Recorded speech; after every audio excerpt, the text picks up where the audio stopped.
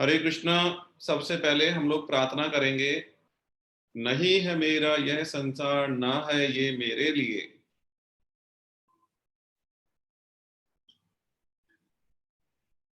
सभी हैं कृष्ण के, तभी तो प्यारे हैं वे सदा।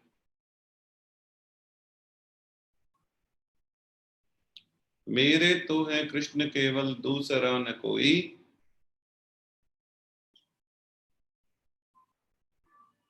जैसा भी हूं उन्हीं का हूं, शरण में हूं उनकी सदा।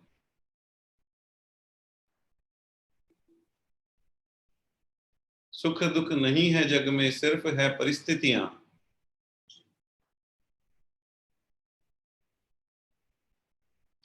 है सभी प्रसाद प्रभु की, लो लगे कृष्ण से सदा।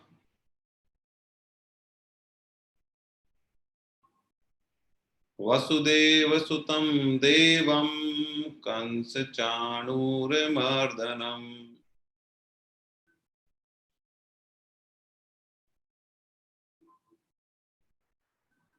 देवकी परमानंदं, कृष्णं वंदे जगद्गुरु।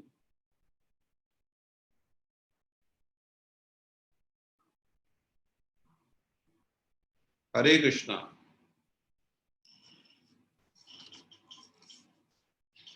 देखिए, आज हम लोग, हमारा 14 चैप्टर चल रहा है। 14 चैप्टर मतलब 14 चैप्टर 14वां अध्याय चल रहा है हमारा। उसमें 16 तक हमने कर लिया था, 14.6 तक हम लोग कर चुके हैं। ठीक है, तो अब हम 14.16 तक कर चुके हैं। 14वें अध्याय का 16वें श्लोक तक हम कर चुके हैं। अब 17वां श्लोक हम पढ़ रहे हैं, 17 श्लोक हम पढ़ रहे हैं।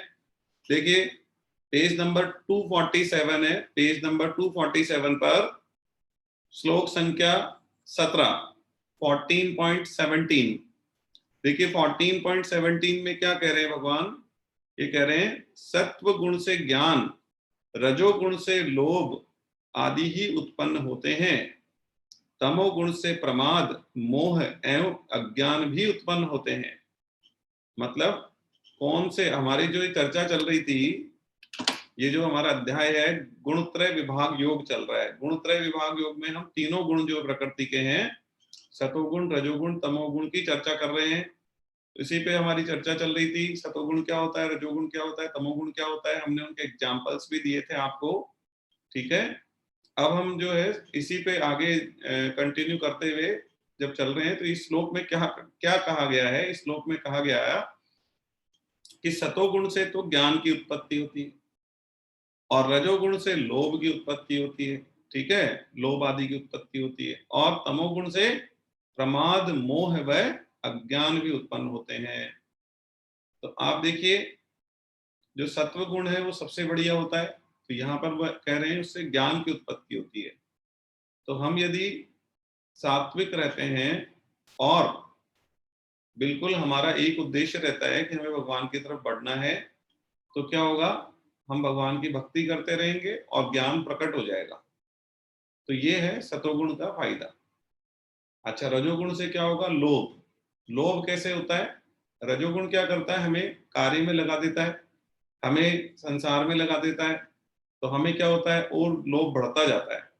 हम व्यापार कर रहे हैं तो हमें और लोभ होता है, हम और व्यापार करें, और व्यापार करें, और व्यापार करें। हम कुछ भी कर रहे हैं, हम खाना खा रहे हैं, अच्छा खाना मिल गया तो हमको लगता है और खाओ, और खाएं तो थोड़ा हम ज्यादा भी खा लेते हैं।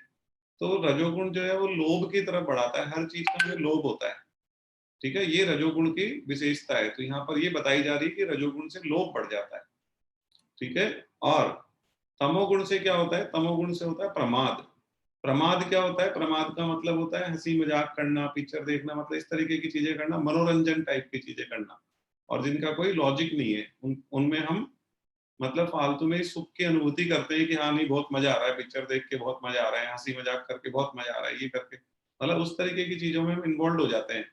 ठीक है, भोग में, इनमें लग जाते हैं हम लोग। तो यहाँ कहा है प्रमाद, मोह और अज्ञान। प्रमाद, मोह और अज्ञान की उत्पत्ति होती है।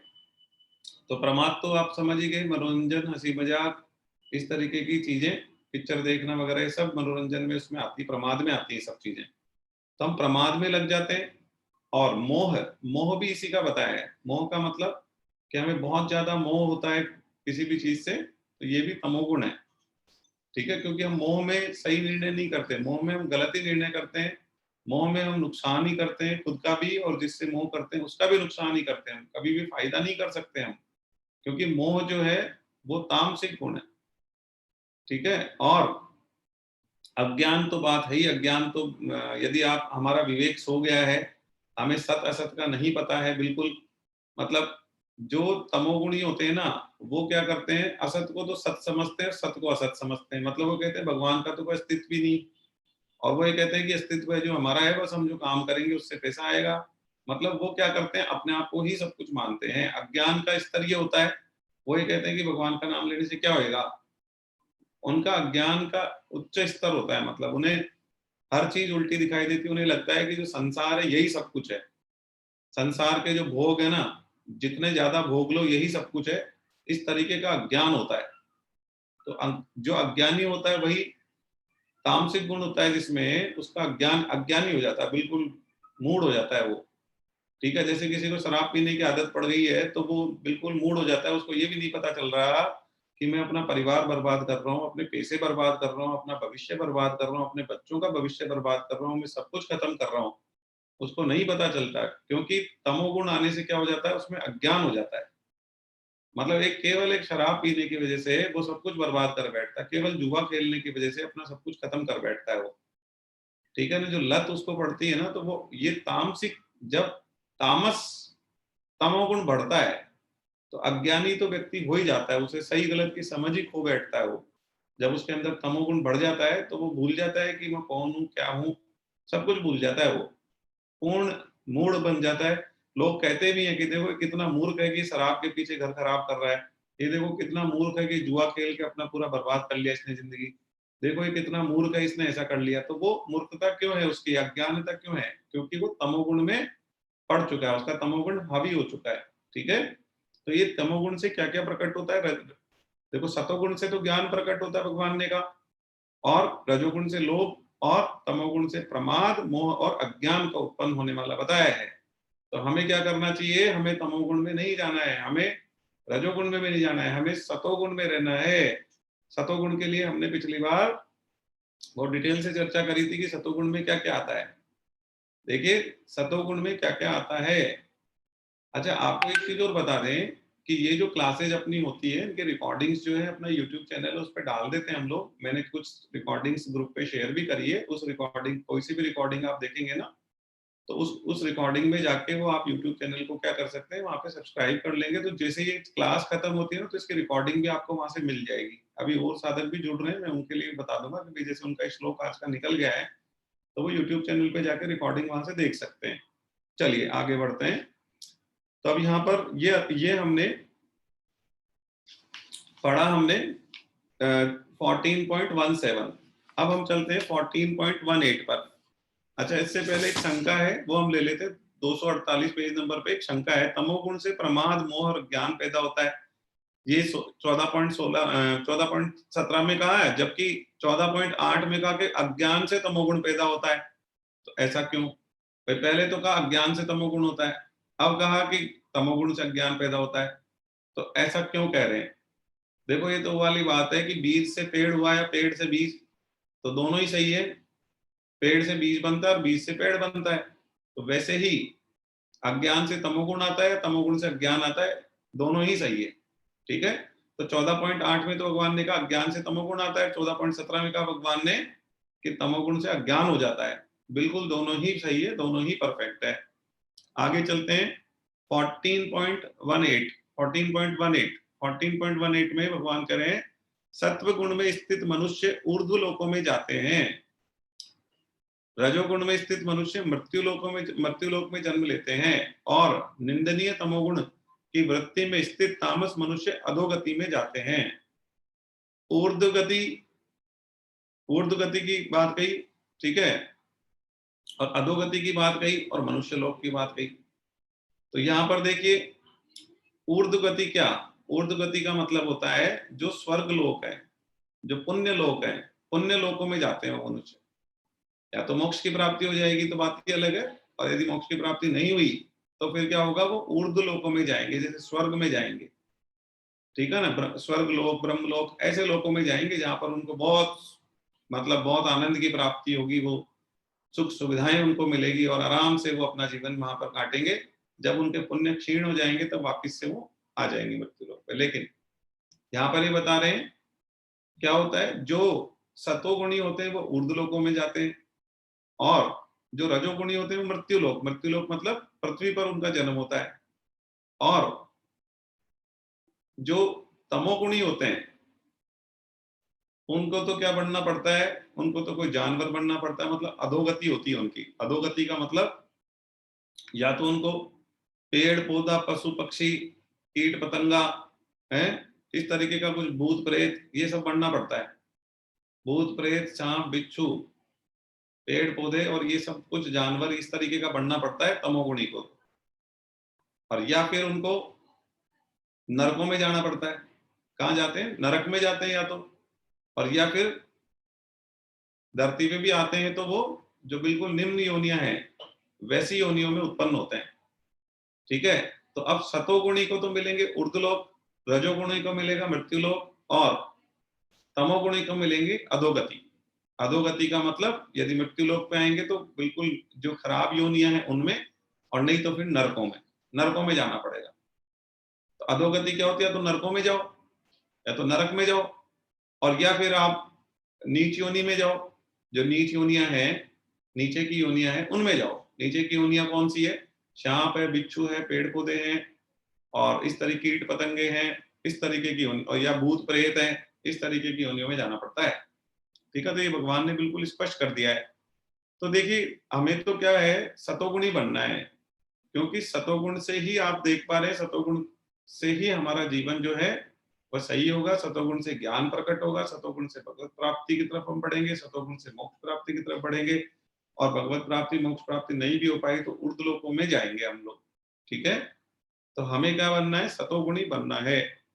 चलो आगे बढ़ते हैं। भगवान ने तो स्पष्ट कर दिया कि सतोगुण वाले तो ऊर्ध्व लोकों में जाएंगे, रजोगुण वाले मृत्युलोक में, और तमोगुण वाले अधोगति को प्राप्त होंगे। तो अब आप देख लो कि हमें अधोगति को प्राप्त होना है तो तामसी कार्य करें, तामस में रहें, और नहीं तो फिर हम सतोगुणी बने। चलिए अब आगे बढ़ते हैं। 14.19 और 14.20 एक साथ दिया हुआ है। देखिए, जब विवेकी, विवेकी का मतलब होता है जो विचार कुशल होता है, जिसको सत का ज्ञान होता है, सही गलत की नॉलेज होती है, उसको विवेकी मनुष्य कहा गया। ठीक है, जब विवेकी मनुष्य तीनों गुणों के सिवाय अन्य किसी को करता नहीं देखता है, और चलो यहां तक पढ़ लेते हैं एक बार। जब विवेकी मनुष्य तीनों गुणों के सिवाय किसी अन्य को करता नहीं देखता है का मतलब क्या है, रजोगुण है, सतोगुण, तमोगुण है। अब करता यही है, आत्मा करता नहीं है। आत्मा हमारा जो मूल स्वरूप है वो करता नहीं है। करता क्या है, ये जो तीनों गुण है ना, ये करता है। मतलब हम सात्विक कार्य करेंगे या राजसिक करेंगे या तामसिक कार्य करेंगे। हम यदि सात्विक होंगे तो अच्छे अच्छे कार्य करेंगे, हम तामसिक होंगे तो खराब खराब गंदे गंदे कार्य करेंगे। ठीक है, तो तमोगुणी, रजोगुणी, सतोगुणी, ये जो गुण होते हैं ये गुण ही कार्य करवाते हैं। आत्मा का कोई लेना देना नहीं है, आत्मा कोई कर्म नहीं करती है और न कर्म करवाती है। तो ये क्या होता है, जो तीनों गुण हैं यही करता है, यही हैं करने वाले। ये इन तीनों गुणों की वजह से क्या होता है, हम इन तीनों गुणों में आते ही क्या होगा, हम हमारी इंद्रियों को इंस्ट्रक्शन देंगे। हम तमोगुण में आ गए तो हम वैसा इंस्ट्रक्शन देंगे। ठीक है, तो उस तरीके का कार्य हम करने लग जाएंगे। ये गड़बड़, जो आत्मा है वो इसमें शामिल नहीं है। तो यहाँ पर बिल्कुल लिखा है जो विवेकी मनुष्य है, मतलब जो बिल्कुल जिसको नॉलेज है, विचार कुशल व्यक्ति जो है, तीनों गुणों के सिवाय अन्य किसी को करता नहीं देखता है। मतलब वो तीनों गुणों को ही करता देखता है कि ये तीनों गुण है, यही है करने वाले, और अपने को गुणों से पर अनुभव करता है, तब वह मेरे स्वरूप को प्राप्त हो जाता है। मतलब अपने से पर, मतलब ये जो तीनों गुणों से ऊपर अपने आप को महसूस करता है कि भाई मैं तो आत्मा हूं, मेरा कोई लेना देना नहीं है। जो भी ये कार्य हो रहे हैं वो सतोगुण रजोगुण तमोगुण से हो रहे हैं। ठीक है, और मेरा इनसे कोई लेना देना नहीं है, मैं इन सबसे ऊपर हूं।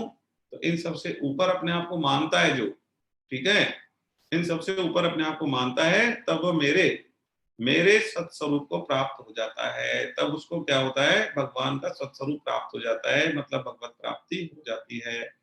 तो तीनों गुणों से ऊपर उठने की अवस्था को हम गुणातीत अवस्था कहते हैं। गुणातीत मतलब हम गुणों से ऊपर उठ चुके हैं, हम गुणों में पड़ते ही नहीं हैं, गुणों से हम बाहर आ गए हैं। हमें पता है कि जो भी कार्य हो रहा है सब गुण करवा रहे हैं और हमारा कोई लेना देना नहीं है। और हमारी उदासीन स्थिति होती है। उदासीन स्थिति क्या होती है? उदासीन स्थिति होती है जिसको हम बोल सकते हैं न्यूट्रल स्थिति होती है, कि कोई भी चीज हो हमें उसका कोई फर्क नहीं पड़ता, हमें फर्क पड़ना बंद हो जाता है। ऐसी उदासीन स्थिति हमारी होती है और हम गुणातीत हो जाते हैं। अभी आगे आएगा कि जो गुणातीत मनुष्य है उसके लक्षण क्या है, तो उसमें आप देखेंगे कि गुणातीत मनुष्य ऐसा होता है जिसके कोई भी फर्क नहीं पड़ रहा, वो मित्र को शत्रु को समान समझता है, बिल्कुल सब चीज, और उसको कोई कोई लेना देना नहीं होता है, उसको केवल भगवान में लगा लगा रहना होता है। जैसे एक एग्जाम्पल ले रहे हैं, एक सन्यासी है, अब उसका क्या तो मित्र और क्या शत्रु, क्या उसका प्रिय कोई व्यक्ति और क्या अप्रिय व्यक्ति, उसको तो अपना अपना प्रिय किनको मानता है? भगवान को मानता है। एक साधु है जो कि जंगल में रह रहा है झोपड़ी बना के, और वहां से 50-50 100 किलोमीटर दूर तक कोई नहीं है, या हिमालय के पर्वत पे चला गया है, वो वहां पर कोई लेना देना नहीं है, कोई 100 किलोमीटर दूर तक कोई दिखाई भी नहीं देगा, ऐसा मान लो आप। तो वहां रह रहा है, तो अब उसका क्या लेना देना है? वो किसी को अपना प्रिय मानेगा? नहीं मानेगा। किसी को अप्रिय मानेगा? नहीं मानेगा। अच्छा, और वो किसी को दोस्त मानेगा, किसी को दुश्मन मानेगा? नहीं मानेगा। वो उसका उसके कोई चीज का कुछ भी फर्क नहीं पड़ेगा, वो बिल्कुल क्या हो गया, उदासीन हो गया है। अब ये वहां जाकर जंगल में जाकर ऐसा करना तो फिर पॉसिबल है, लेकिन यही चीज यदि हम संसार में रहते हुए करें, तब ये वास्तव में बहुत बड़ी जीत मानी जाती है कि नहीं, वास्तव में बहुत बड़ा हमने काम किया है, हम वास्तव में गुणातीत हो गए हैं। ठीक है, तो अभी इसकी एक स्टोरी भी आएगी, हम सुनेंगे, और कैसे होते हैं गुणातीत, वो उसके लक्षण भी हम सुनेंगे। तो जो गुणों से ऊपर उठ गए हैं वो गुणों को ही करता देखते हैं, वो मानते ही नहीं किसी को कि ये जो भी कार्य करवाया जा रहा है, जो भी कार्य हो रहा है, वो सब मनुष्य के अंदर जो तीन गुण है, सतगुण रजोगुण तमोगुण से हो रहा है, और आत्मा का कोई लेना देना नहीं है, आत्मा इसमें इन्वॉल्व नहीं है। ठीक है, और हम उन तीनों गुणों से ऊपर उठ जाते हैं, तो भगवान ने कहा वैसे व्यक्ति मेरे स्वरूप को प्राप्त हो जाते हैं। देहधारी आगे बोला है, देहधारी विवेकी मनुष्य जो होते हैं, देह को उत्पन्न करने वाले इन तीनों गुणों का अतिक्रमण करके जन्म मृत्यु और वृद्धावस्था रूप दुखों से रहित हुआ अमरता का अनुभव करता है। मतलब ऐसा जो विवेकी मनुष्य होता है, जो गुणों से ऊपर उठ जाता है ना, वो क्या करता है, इन तीनों गुणों का अतिक्रमण कर लेता है। अतिक्रमण का मतलब इन तीनों गुणों को जीत लेता है, इन तीनों गुणों के ऊपर आ जाता है वो। तो इन तीनों गुणों का अतिक्रमण कर लेता है, तीनों गुणों को जीत लेता है वो, और तीनों गुणों को जीतने के बाद में वो जन्म मृत्यु और वृद्धावस्था रूप के जो दुख हैं उनसे रहित हो जाता है। उसे कोई फर्क नहीं पड़ रहा, कोई जन्म रहा है, कोई मर रहा है, वृद्धावस्था हो गई है, जो भी हो गई, सबसे ऊपर आ जाता है वो, और वो अमरता का अनुभव करता है। वो ऐसा अनुभव करता है कि बस मैं तो भगवत प्राप्ति करूंगा, मेरे को तो भगवान से मिलना है, मैं तो भगवान का हूँ, मेरे को भगवान से मतलब है, मेरे को किसी से कोई मतलब नहीं है। कोई जन्म हो गया किसी का, किसी की मृत्यु हो गई, कोई जरा हो गई, व्याधि हो गई, कोई मतलब नहीं है, वो सबसे ऊपर उठ जाता है। ठीक है, ऐसे बहुत सारे साधु होते हैं जो इस स्थिति तक पहुंच पाते हैं। तो वो क्या करें, भगवान क्या करें कि ऐसा हुआ अमरता का अनुभव करता है, मतलब वो ये मानता है कि भाई ठीक है, उसके अनुभव होने लग जाता है कि हाँ भाई ठीक है, मैं अब अमर हूं, मेरे को कोई लेना, आत्मा वैसे भी अमर है। अमरता का अनुभव ही करने की बात है। हम कौन है? हम आत्मा है, हम ये शरीर नहीं है, हम आत्मा है। तो हमारा वास्तविक स्वरूप आत्मा है, लेकिन हमें वो अनुभव नहीं होता ना कि हम आत्मा है। तो ये कह रहे हैं कि ऐसा व्यक्ति जो है उसको अमरता का अनुभव होने लग जाता है, जो गुणों से ऊपर उठ जाता है। ठीक है, गुणों का अतिक्रमण कर लेता है, मतलब गुणों को जीत लेता है। सतोगुण रजोगुण तमोगुण अब उसको प्रभाव डालना बंद कर देते हैं, वो न्यूट्रल हो जाता है, उदासीन हो जाता है, और बिल्कुल भगवान में लीन हो जाता है, मतलब पूरा भगवान में लीन हो जाता है। जो व्यक्ति भगवान में लीन हो चुका है उसको कोई मतलब नहीं होता है, उसको सतोगुण रजोगुण तमोगुण से क्या लेना देना है, उसको किसी चीज से कोई लेना देना नहीं होता है। तो वो ऐसे व्यक्ति जो हैं वो अमरता का अनुभव करते हैं, वो अपना असली स्वरूप आत्मा जो उनका स्वरूप है, आत्मा वैसे ही अमर है, तो उनको अनुभव होने लग जाता है कि हाँ आत्मा अमर है, मतलब मैं अमर हूं, मैं भगवान का ही अंश हूं, ऐसा उनको अनुभव होने लग जाता है। तो यही कहा भगवान ने कि उनको अमरता का अनुभव होने लग जाता है। ठीक है, इसके बाद में हम चल रहे हैं 14.21। 14.21 है, हे प्रभु, इन तीनों गुणों से अतीत व मनुष्य किन लक्षणों से युक्त होता है। अब देखिए ये लक्षण पूछ रहे हैं अर्जुन।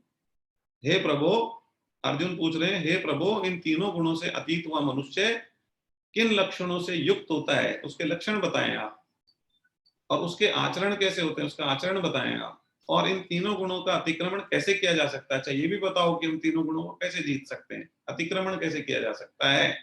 ये अर्जुन ने प्रश्न पूछा है, लक्षण पूछे हैं, आचरण पूछा है, और हम कैसे तीनों गुणों का अतिक्रमण करें, हम तीनों गुणों को कैसे जीतें, ये पूछ लिया। तो भगवान कह रहे हैं, श्री भगवान वाच, तो यहाँ पर 14.22 और 14.23 भगवान कह रहे हैं, हे पांडव, प्रकाश और प्रवृत्ति तथा मोह, देखिए अब ये तीन वर्ड यूज हुए हैं यहाँ पे, इनको हम डिटेल बता रहे हैं आपको, आप नोट कर लीजिएगा, यहाँ पास में बुक में ही नोट कर लो, साइड में जगह होगी ना वहां पर। प्रकाश, प्रकाश का मतलब है इंद्रियों व अंतःकरण की शुद्धता और निर्मलता, इंद्रियों व अंतःकरण की शुद्धता और निर्मलता से, निर्मलता।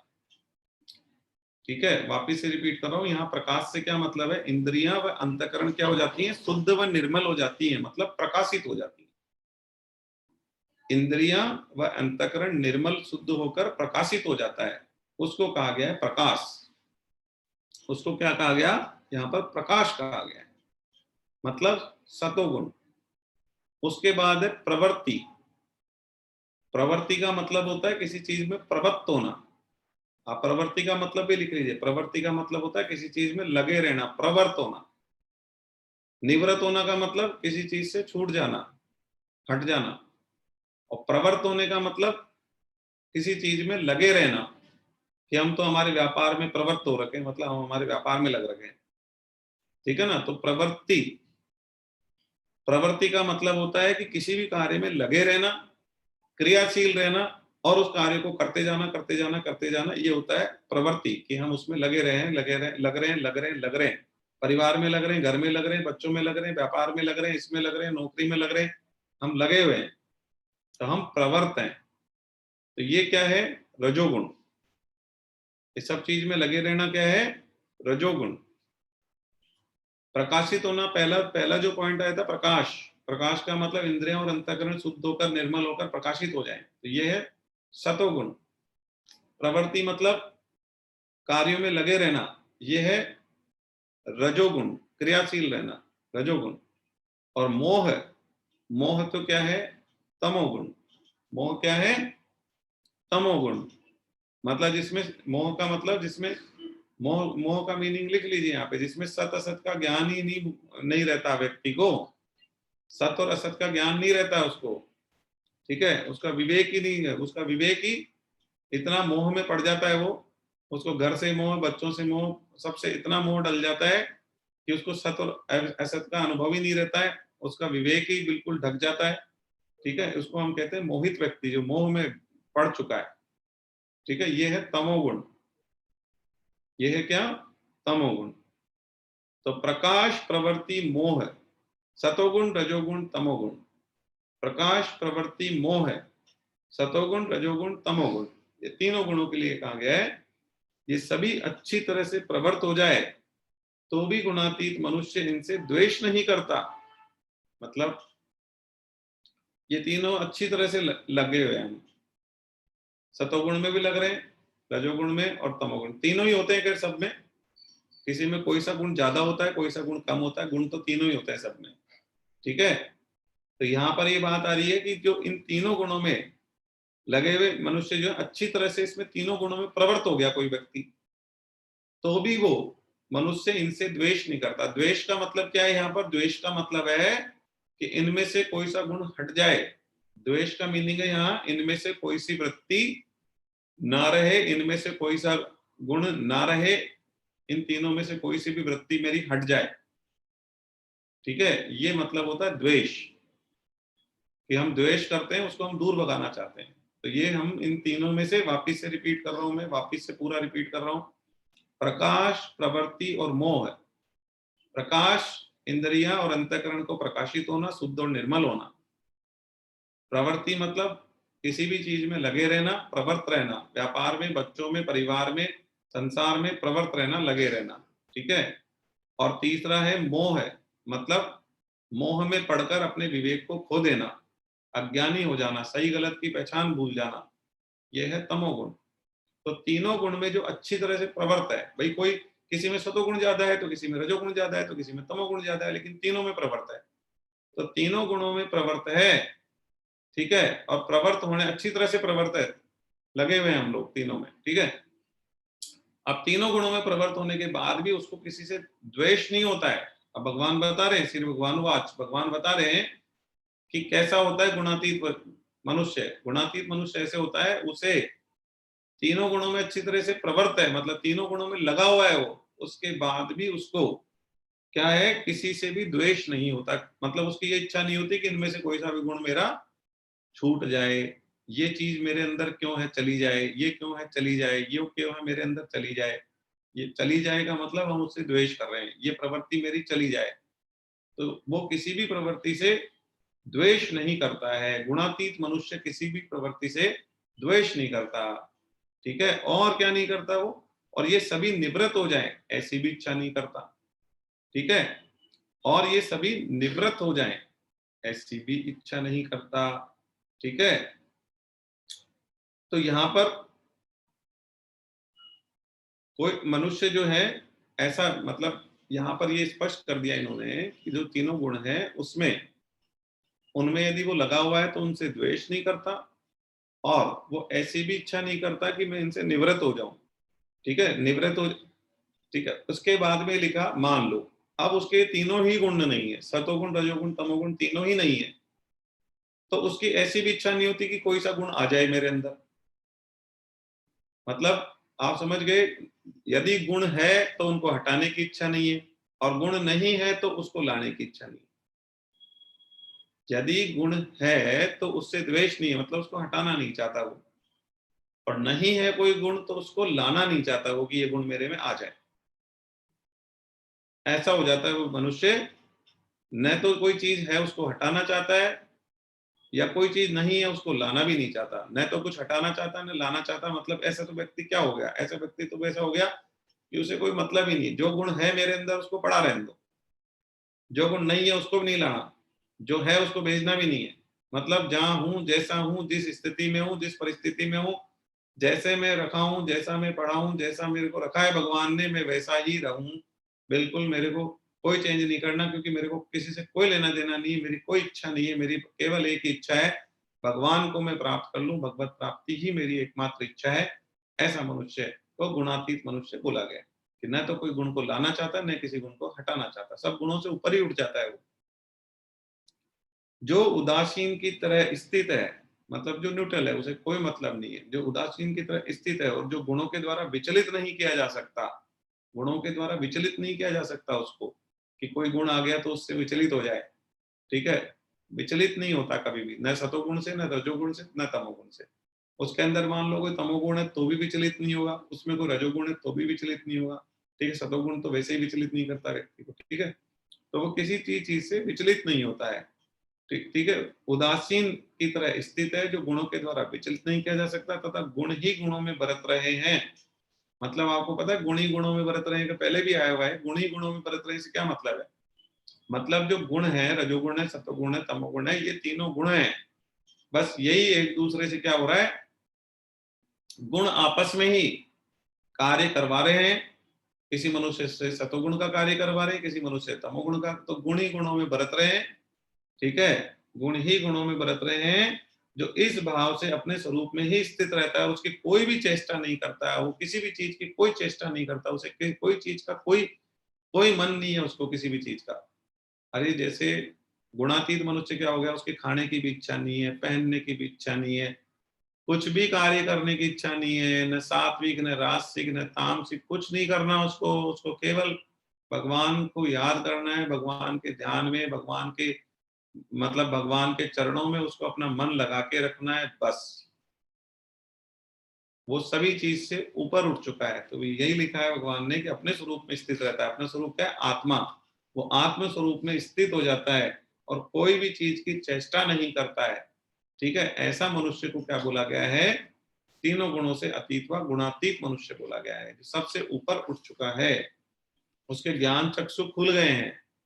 ज्ञान चक्षु खुल जाते हैं ना व्यक्ति के, तो ये धंध फंद में ज्यादा नहीं लगता, वो फिर भगवान में लगता है।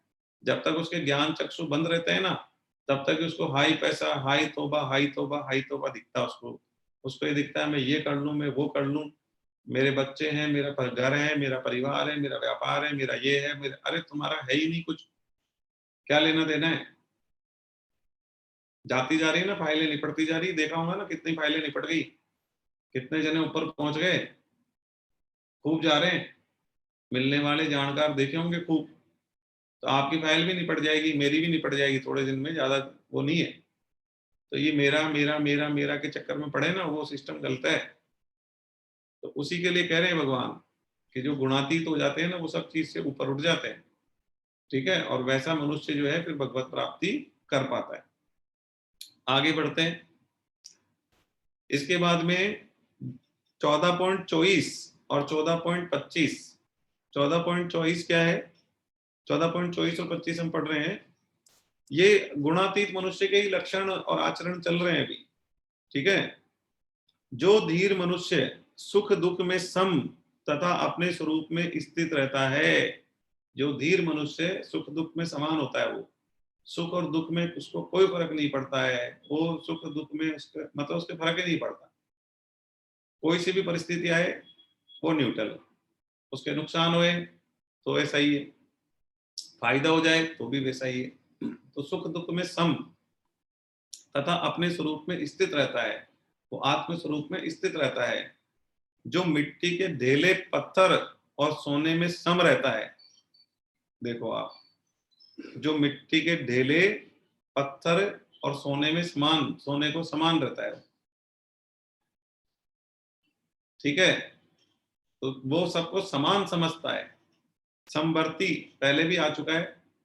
हमें समदर्शी होना है, समवर्ती नहीं होना है। समदर्शी का मतलब कोई कहे अच्छा सोने को और मिट्टी को, मिट्टी के ढेले को समान समझ ले तो एक काम करेगा कि सोने को तो बाहर हम रोड पे रख दें और मिट्टी के ढेले को तिजोरी में रख लें, क्या? नहीं, ये बिल्कुल अलाउ नहीं है। आपको बर्ताव तो जो चीज जैसी है उसको वैसा ही करना पड़ेगा, लेकिन समदर्शी बनना पड़ेगा। समदर्शी का मतलब आप उनको समान माने कि इनमें वास्तव और वास्तव में कोई फर्क नहीं है। वास्तविकता भी है कि कोई फर्क नहीं है, क्योंकि दो रोटी दो कपड़े के अलावा कुछ चाहिए नहीं होता है, और वो आपको मिल जाएगी। आपको फिर बता रहा हूँ, दो रोटी और दो कपड़े कैसे भी मिल जाएंगे, कहीं से भी मिल जाएंगे, कोई भी दे देगा। और नहीं, आप थोड़ा बहुत भी काम कर लोगे ना, थोड़ी सी मजदूरी भी कर लोगे तो मिल जाएगा। तो सोने और मिट्टी में कोई फर्क नहीं है। वो तो हम हमारे भोगों की वजह से, हमारे विषय सुखों की वजह से भागते हैं पैसे के पीछे। जैसे राम सुखदास जी महाराज, परम श्रद्धेय राम सुखदास जी महाराज के पास में लोग नोटों का बैग भर के ले जाते थे। तो एक बार की बात है, वो नोटों का बैग भर के एक जना लेके आया कि महाराज आपके जैसा शुद्ध संत नहीं देखा हमने, तो आप ये जो है ये रख लो हमारी तरफ से। तो राम सुखदास जी महाराज ने कहा कि मैं इस कचरे का क्या करूंगा? तो बोले महाराज कचरा नहीं है ये तो नोटों की गड्डियां हैं। ये तो बहुत मतलब वो बहुत सारे पैसे भर के लाया था, बहुत सारे रुपए के नोट, नोट का पूरा बैग भर के लाया था वो। तो राम सुखदास जी महाराज ने कहा कि इस कचरे का मैं क्या करूंगा? तो उसको लगा कि महाराज गलत समझ रहे हैं कि इसमें कोई कागज के टुकड़े फुकड़े ऐसे ही होंगे। तो फिर उसने फिर खोल के दिखाया कि नहीं महाराज, ये कचरा नहीं है, ये पैसे हैं, ये रुपए हैं, ये इससे तो आप आश्रम बना लोगे, गाड़ी खरीद लोगे, ये कर लोगे, वो कर लोगे, तो बहुत काम की चीज है। तो राम सुखदास जी महाराज ने ये कहा कि ये कचरा ही है, कचरा ही है ये। तो राम सुखदास जी महाराज ने लिए नहीं पैसे, बोले इसका क्या यूज है, मेरे लिए कागज का टुकड़ा और ये रुपए मेरे लिए बराबर ही है, और मैं करूंगा क्या, मेरे को आश्रम क्यों बनाना है? अरे मेरे को क्यों आश्रम बनाना है, क्या करना है आश्रम बना के? मेरे को आश्रम नहीं बनाना है। और साहब ये मेरे को गाड़ी लेनी ही नहीं है, गाड़ी की तो आपको पता होगा स्टोरी राम सुखदास जी महाराज की, नहीं तो बता देता हूं मैं। राम सुखदास जी महाराज के पास में कलकत्ता के सेठ थे, कलकत्ता के सेठ थे जिनका ज्वेलरी का कारोबार था। कलकत्ता में बहुत बड़ा ज्वेलरी का कारोबार था उनका। बीकानेर चतुर्मास पे आए हुए थे राम सुखदास जी महाराज। तो सेठ जी यहाँ आए कलकत्ता से उनका प्रवचन सुनने के लिए। तो उनको समझ में आया कि भाई मामला बहुत जबरदस्त है। तो उन्होंने क्या करा, दो मर्सिडीज गाड़ी निकलवाई, दो मर्सिडीज गाड़ी निकलवाई, एक तो खुद के लिए एक महाराज के लिए। और कलकत्ता से वो गाड़ी यहाँ पे उन्होंने मंगवा ली। तो ड्राइवर के साथ में गाड़ी आ गई, उन्होंने कहा महाराज ये चाबी लो आप। तो बोले क्या है? बोल साहब ये मर्सिडीज गाड़ी की चाबी है, ये गाड़ी जो है मतलब आपका, ये ड्राइवर है, तो ये जो ड्राइवर है ये गाड़ी चलाएगा और ये गाड़ी का ध्यान भी रखेगा, मेंटेनेंस भी करेगा, पेट्रोल भी डलाएगा, खर्चा तो मैं उठाऊंगा सब चीज का। तो आपको खर्चे की सोचना नहीं है। आप क्या अलग अलग जगह जाते हो प्रवचन करने के लिए तो ट्रेन में बैठ के जाते हो ना, हैं, और ऐसे परेशान होते हो, फिर पैदल भी चलना पड़ता है। तो ये जो है ये आपके लिए बढ़िया काम हो जाएगा, आप ज्यादा जगह पे प्रवचन कर पाओगे। तो राम सुखदास जी महाराज ने कहा कि मैं क्या करूंगा इस गाड़ी का? बोले महाराज आप इसमें बैठ के जाओ आराम से, हैं। तो राम सुखदास जी ने कहा कि ये गाड़ी का क्या काम है, मैं तो वैसे ट्रेन में बहुत खुशी खुशी जाता हूँ, तो इसमें क्या है? बोले नहीं इसमें आप ज्यादा ज्यादा सुविधाएं हैं इसमें। बोले सुविधाओं का मेरे को करना नहीं, मेरे को तो ट्रेन में भी खूब सुविधाएं लगती है, मेरे को तो सुविधा की कमी लगी नहीं कभी ट्रेन में, मेरे को तो कोई दुख पहुंचा नहीं कभी ट्रेन में। ऐसा कभी लगा नहीं कि मैं ट्रेन में जाके दुखी हो रहा हूँ, मैं तो सुखी हूँ। मैं तो ट्रेन में भी सुखी हूँ, पैदल भी सुखी हूँ, मैं तो सब तरफ से सुखी हूँ। तो मैं क्या करूंगा इसका मर्सिडीज का? तो वो समझ गए सेठ जी कि ये तो, जो कलकत्ता के सेठ थे वो समझ गए कि ये तो मामला बैठ नहीं रहा है। तो उन्होंने बहुत रिक्वेस्ट करी लेकिन नहीं माने। राम सुखदास जी महाराज ने कहा अरे ये कोई काम की चीज नहीं है, इसको तुम वापस ले जाओ। क्यों मेरे साथ कोई कचरा बांधना चाहते हो तुम? क्यों परेशान कर रहे हो? तो उसकी आंखें खुली, उसको समझ में आ गया कि ये तो अलग संत है, ये तो अलग ही तरीके के संत हैं। फिर उन्होंने तो उनके पाँव में पड़ गए और उन्होंने एक विनती करी कि महाराज आप जो है बस केवल एक बार इस गाड़ी में बैठ जाओ तो मैं आपको, आप जो यहाँ प्रवचन स्थान से जहाँ आप रुके हुए हैं ना वहां पे छोड़ दूं, बस तो मैं धन्य हो जाऊंगा। आप एक बार बैठ जाओ, मेरी विनती है आपसे कि एक बार आप बैठ जाओ बस इसमें। तो इतना जब वो पाँव में पड़ गया ना तो महाराज ने कहा, वो बैठना तो नहीं चाह रहे थे लेकिन ठीक है, वो उसमें गाड़ी में बैठे, प्रवचन की जगह से जहाँ वो रुके हुए थे वहां तक उस गाड़ी में उन्होंने छोड़ा। और राम सुखदास जी ने कहा भाई अब ले जा इसको, ठीक है, और वो लेके उसको फिर चले गए। मतलब ये सच घटना है, ये कोई बिल्कुल स्पष्ट घटना है, बीकानेर की बात है और कोई बहुत पुरानी बात नहीं, 2003 की बात है। तो आप इसे समझो 2003 की बात है या 2002 की बात है, मतलब मेरे को सन एग्जैक्ट ध्यान नहीं, लेकिन बहुत पुरानी बात नहीं है ये। और ये आंखों से देखी है हमारे साथ, मतलब कई लोगों ने देखी है जो हमारे साथ में भी काम भी करते हैं, उन लोगों ने अपनी आंखों से देखी है, कोई सुनी सुनाई बात नहीं है। तो वास्तविकता क्या है कि मिट्टी का ढेला और सोने का टुकड़ा तो समान दर्शन जो करता है ना, वो गुणातीत, के वो बता रहे हैं, कृष्ण भगवान बता रहे हैं कि वो गुणातीत होता है। ठीक है। तो मिट्टी के ढेले पत्थर और सोने में समान रहता है, जो प्रिय अप्रिय में सम रहता है, जो अपनी निंदा स्तुति में सम रहता है, वो गुणातीत मनुष्य है। देखो इसके लिए नीचे क्या है ना, एक राका बाका की कहानी भी है, राका बाका की कहानी भी दी हुई है नीचे। देखो राका बाका क्या है, राका और बाका पति पत्नी थे। राका तो पति था और बाका पत्नी थी। तो क्या था, ये दोनों बहुत बड़े बड़े संत थे, ठीक है, दोनों भगवान में लगे रहते थे। तो दोनों पति पत्नी निष्प्रह संत थे, इनके हृदय में सिवाय भगवान के कुछ चाह नहीं थी। दोनों जंगल में लकड़ियां बीन कर लाते थे और उन्हें बेचकर जीविका करते थे। तो मैं कह रहा था ना अभी कि दो रोटी दो कपड़े कैसे भी मिल जाएंगे, आप जंगल में लकड़ी भी बीन ला बेच दोगे ना तो ही मिल जाएंगे, मजदूरी भी कर लोगे तो ही मिल जाएंगे। तो मिट्टी के ढेले में सोने में कोई फर्क नहीं है वैसे। वो तो हमें क्या सुख सुविधाएं चाहिए, हमें भोग चाहिए, हमारी इंद्रियों को क्या आराम चाहिए, इसलिए हमें सोने में और मिट्टी में बहुत ज्यादा फर्क दिखता है। हमें लगता है कि नहीं इससे तो हमें बहुत सुख सुविधाएं मिल जाएगी, मिट्टी के ढेले से हमें क्या मिलेगा, इसलिए हमें फर्क लगता है। जैसे भोग सुख सुविधाएं नहीं चाहिए ना, उसके लिए क्या क्या मतलब है, उसको करना क्या है सोने का? अरे उसको करना क्या है सोने का, उसको मिट्टी के ढेले का भी कुछ नहीं करना, सोने का भी कुछ नहीं करना। तो जब दोनों ही चीज का कुछ नहीं करना है तो बराबर हो गए ना दोनों। तो ये चीज कही जा रही है। तो दोनों क्या है ना, वो लकड़ियां बीन कर लाते थे, उन्हें बेचकर अपनी जीविका करते थे। एक बार नामदेव जी जो संत हुए हैं, ने भगवान कृष्ण से विनती की कि भक्त राका बाका की गरीबी दूर कर दीजिए। तो नामदेव जी को पता था कि ये निष्प्रय संत है, तो रामदेव जी ने क्या हुआ, विनती करी कृष्ण भगवान से कि हे प्रभु, इनके क्या है, इनको इनकी गरीबी दूर कर दो, ये बहुत गरीब हैं, इनकी गरीबी दूर कर दो आप। तो भगवान ने कहा मैंने बहुत उपायों से देना चाहे परंतु ये लेते ही नहीं है। भाई भगवान कृष्ण भगवान ने कहा मैंने तो बहुत तरीके से इनको पैसा देने की कोशिश करी पर ये लेते ही नहीं। तो फिर नामदेव जी के कहने पर भगवान ने क्या करा, भगवान ने मार्ग में एक स्वर्ण मोहरे से भरी हुई थैली डाल दी। अब वो जो ये लकड़ी बीनने जाते थे ना, वहां रास्ते में एक सोने की मोहरों की थैली वहां रख दी भगवान ने, कृष्ण भगवान ने, कि भाई सोने की मोहरों की थैली है, तो ये आएंगे ले लेंगे, तो ले लेंगे तो इनकी गरीबी दूर हो जाएगी।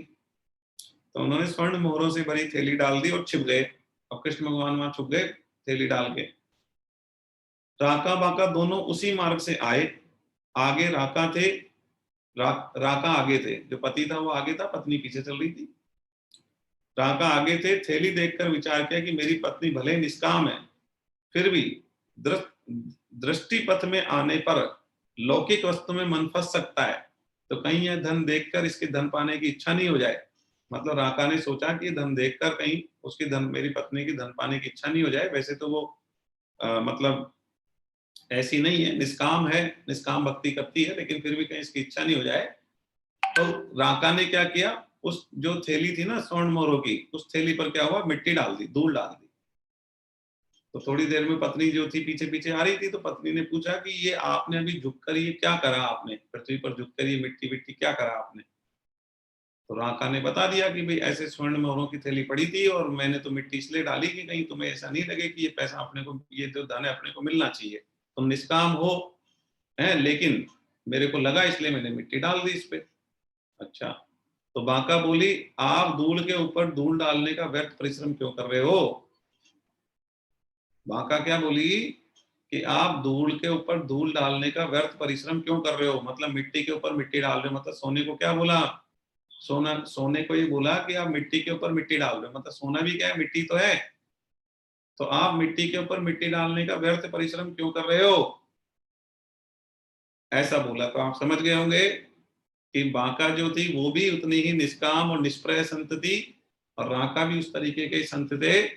तो राका बोले लोग मुझे राका कहते हैं, मतलब रंक, मतलब जिसके पास कुछ भी नहीं है, और तुम्हें बांका कहते हैं क्योंकि बांका का मतलब होता है श्रेष्ठ। तो वास्तव में तुम मेरे से श्रेष्ठ हो, इसमें कोई संदेह नहीं है। तो इनकी ये बातें सुनकर श्री कृष्ण नामदेव जी से बोले देखो ये दोनों धन के प्रति कितने निष्प्रय हैं, इनको धन से कोई लेना देना नहीं है। वास्तव में मिट्टी और सोने में कोई फर्क नहीं है। यदि हमें सुख सुविधाएं विषय भोग नहीं चाहिए, हमें आराम नहीं चाहिए, हमें मान बढ़ाई नाम सिस्टम नहीं चाहिए, तो मिट्टी के ढेले और सोने में कोई फर्क होता भी नहीं है। वास्तविकता तो ये, वो सोना मिट्टी में से निकलता है, मिट्टी में मिलता है, इसमें कोई फर्क नहीं। चलिए, तो वैसा व्यक्ति होता है गुणातीत, गुणातीत मनुष्य वैसा होता है। तो यहाँ पर जो मिट्टी के ढेले पत्थर और सोने में सम रहता है, जो प्रिय अप्रिय में सम रहता है। प्रिय क्या, भाई कोई प्रिय है, जैसे आपका कोई जो आप किसी कोई आपका प्रिय है, जिसको आप अपना जानकार रिश्तेदार कोई भी आपका दोस्त उसको प्रिय मानते हैं, तो प्रिय और या कोई समाचार आता है जिससे आपको लगेगा अच्छा इतना पैसा मिलने वाला है, तो आपका वो प्रिय समाचार हो गया। तो कोई व्यक्ति वस्तु क्रिया कुछ भी आपकी प्रिय है, तो वो देख के सुन के करके तो आपको क्या आता है, आनंद आता है। और अप्रिय कोई होती है, कोई व्यक्ति वस्तु क्रिया कोई अप्रिय है, तो वो आपको बहुत खराब लगता है। तो वही कह रहे हैं भगवान कि प्रिय और अप्रिय में जो सम रहता है उसके कोई फर्क नहीं पड़ता। अरे उसको कोई लेना देना ही नहीं है, सब बराबर होते हैं उसके लिए। तो जब बराबर हो गए तो फिर बात ही खत्म हो गई ना। तो प्रिय अप्रिय में सम रहता है, जो अपनी निंदा स्तुति में सम रहता है। कोई उनकी पूजा करे, खूब मान पढ़ाई करे तो भी समान है, और कोई उनको गालियां बोले तो भी समान है। तो निंदा स्तुति में सम रहता है। वो मनुष्य क्या है, गुणातीत मनुष्य है, जो मान अपमान में सम रहता है, जो मित्र शत्रु के पक्ष में सम रहता है, और जो संपूर्ण कर्मों के आरंभ का त्यागी है, वह मनुष्य गुणातीत कहा जाता है।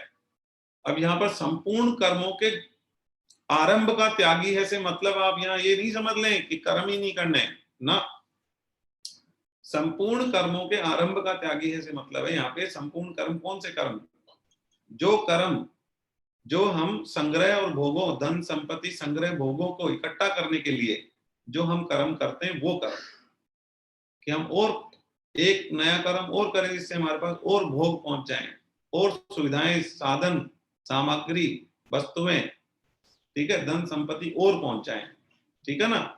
तो वो वाले कर्म जिससे हम और ज्यादा विषयों भोगों की तरफ भागना चाह रहे हैं, तो वो कर्मों के आरंभ का त्यागी होता है। वो ऐसा कोई कर्म नहीं करता है जिससे कि उसको और भोग मिल जाए, और पैसा मिल जाए, और मिल जाए, उस तरीके का कोई कर्म वो नहीं करता है। तो नए कर्मों के आरंभ का त्यागी रहता है, वो कर्म नहीं करना चाहता है। वो कौन से कर्म नहीं करना चाहता है, वो सारे कर्मों का त्याग कर चुका होता है जिससे कि उसको धन संपत्ति वैभव भोग विषय मिलने वाले हैं। उन कर्मों के आरंभ का त्यागी है वो, उस व्यक्ति को गुणातीत कहा जाता है। तो हमें भी ऐसे कर्म नहीं करने हैं जिससे हमें और भोग मिलेगा, और भोग मिलेगा, और भोगने को मिलेगा, ठीक है, उसके पीछे हम भागे, ऐसे कर्म हमको नहीं करने हैं। चलिए 14.26 है, और जो मनुष्य अव्याभिचारी भक्ति योग के द्वारा मेरा सेवन करता है। अव्याभिचारी का मतलब तो आपको पहले भी बताया था। अव्याभिचारी का मतलब होता है कि केवल एक भगवान का सहारा, केवल एक प्रभु, उनके अलावा किसी और का सहारा नहीं। अपने गुणों मतलब हमारे अंदर ये है, हम ये हैं, हमारी इतनी नॉलेज है, हमारे को ये है, वो किसी का कोई सहारा नहीं है। केवल किसका, केवल एक का, भगवान का, उसको हम बोलते हैं अव्याभिचार। भाई व्याभिचार क्या होता है, एक से ज्यादा से कनेक्शन करना व्याभिचार होता है। कि हम एक जने से मिल रहे फिर दूसरे से भी, तीसरे से भी, चौथे से भी, तो हम सब को साथ लेके चल रहे हैं, तो वैसा करना व्याभिचार है। और केवल एक को अपना मानना ये है अव्याभिचार। व्याभिचार का उल्टा अव्याभिचार। तो केवल एक भगवान को जो अपना मानता है, ठीक है, केवल एक भगवान को जो अपना मानता है वो अव्याभिचारी भक्ति करता है। तो ये कह रहे हैं अव्याभिचारी भक्ति योग के द्वारा जो मेरा सेवन करता है, ठीक है, जो मनुष्य अव्याभिचारी भक्ति योग के द्वारा मेरा सेवन करता है वह इन गुणों का अतिक्रमण करके ब्रह्म प्राप्ति का प्राप्त हो जाता है। अब बात ये आ रही थी, अर्जुन ने पूछा कि भाई हम ये तीनों गुणों का अतिक्रमण कैसे करें, सतोगुण रजोगुण तमोगुण को कैसे जीते और इनसे ऊपर कैसे उठें। तो ये बताया भगवान ने कि जो मनुष्य केवल एक मेरा सहारा लेते हुए और भक्ति करता है, भक्ति योग के द्वारा मेरा सेवन करता है, मतलब केवल मुझे ही भजता है, हमेशा मुझे ही ध्यान ध्याता है, मेरे को ही ध्यान में रखता है, ऐसा मनुष्य ही क्या करता है, इन गुणों का अतिक्रमण कर लेता है और ब्रह्म प्राप्ति का प्राप्त हो जाता है, ब्रह्म प्राप्ति का पात्र बन जाता है। ठीक है, तो जो मनुष्य अव्याभिचारी भक्ति योग के द्वारा मेरा सेवन करता है वह इन गुणों का अतिक्रमण करके ब्रह्म प्राप्ति का पात्र हो जाता है। ये बिल्कुल बता दिया है कि कैसे हम इन गुणों पर अतिक्रमण कर सकते हैं। भगवान ने बताया सतोगुण रजोगुण तमोगुण पर अतिक्रमण करने का तरीका, कि केवल एक भगवान का सहारा और केवल उन्हीं का ध्यान, उन्हीं का भजन, उन्हीं की भक्ति, बस यही एक तरीका है जिससे कि हम तीनों गुणों का, सतोगुण रजोगुण तमोगुण का अतिक्रमण कर सकते हैं। इसके अलावा कोई रास्ता नहीं है। बिल्कुल स्पष्ट कर दिया है भगवान ने। अर्जुन ने पूछा भी था, बिल्कुल स्पष्ट कर दिया। जैसे कहानी भी है इसमें 252 पेज पे ऊपर। कहानी क्या है, एक राजा जो है वो क्या है, विजय अभियान के लिए निकला और कई महीनों बाद क्या है, उसने कई सारे देश जीत लिए। और जब वो अपने देश को वापस लौटने लगा ना, तो उसने क्या है, रानियों को संदेश भेजा, अपनी रानियों को, कि बताओ तुम्हारी क्या इच्छा है, तुम्हारे लिए क्या लाना है। तो अब वो रानियां थी, तो किसी रानी ने कुछ लिखा कि मेरे को तो ये चीज ला देना, आप उधर से आ रहे हो, उस देश से आ रहे हो, तो वहां तो ये चीज फेमस है, वहां ये है, वहां ये है, वहां ये। तो अलग अलग रानियों ने अपनी अपनी इच्छाएं लिख के उसमें पर्ची में, संदेश पत्र में भेजी। और एक रानी थी, उन्होंने केवल एक लिखा उस पे, वन, जो एक होता है ना, एक लिख दिया। ठीक है, अब राजा के पास पहुंचे संदेश अलग अलग सब रानियों के। तो जब सभी रानियों के संदेश आए, राजा ने खोला, तो राजा ने देखा किसी ने कुछ लिखा, किसी ने कुछ चाहिए, किसी को कुछ चाहिए। तो एक एक रानी ने लिखा, उसमें एक लिखा हुआ था केवल। तो राजा की समझ में नहीं आया कि एक का क्या मतलब है, ये क्या लेके आना है। तो उनका जो कोई एक मंत्री था वहां पे, उस मंत्री से पूछा कि साहब इसका एक का क्या मतलब है। मंत्री से पूछा, भाई मंत्री इस एक का क्या मतलब है।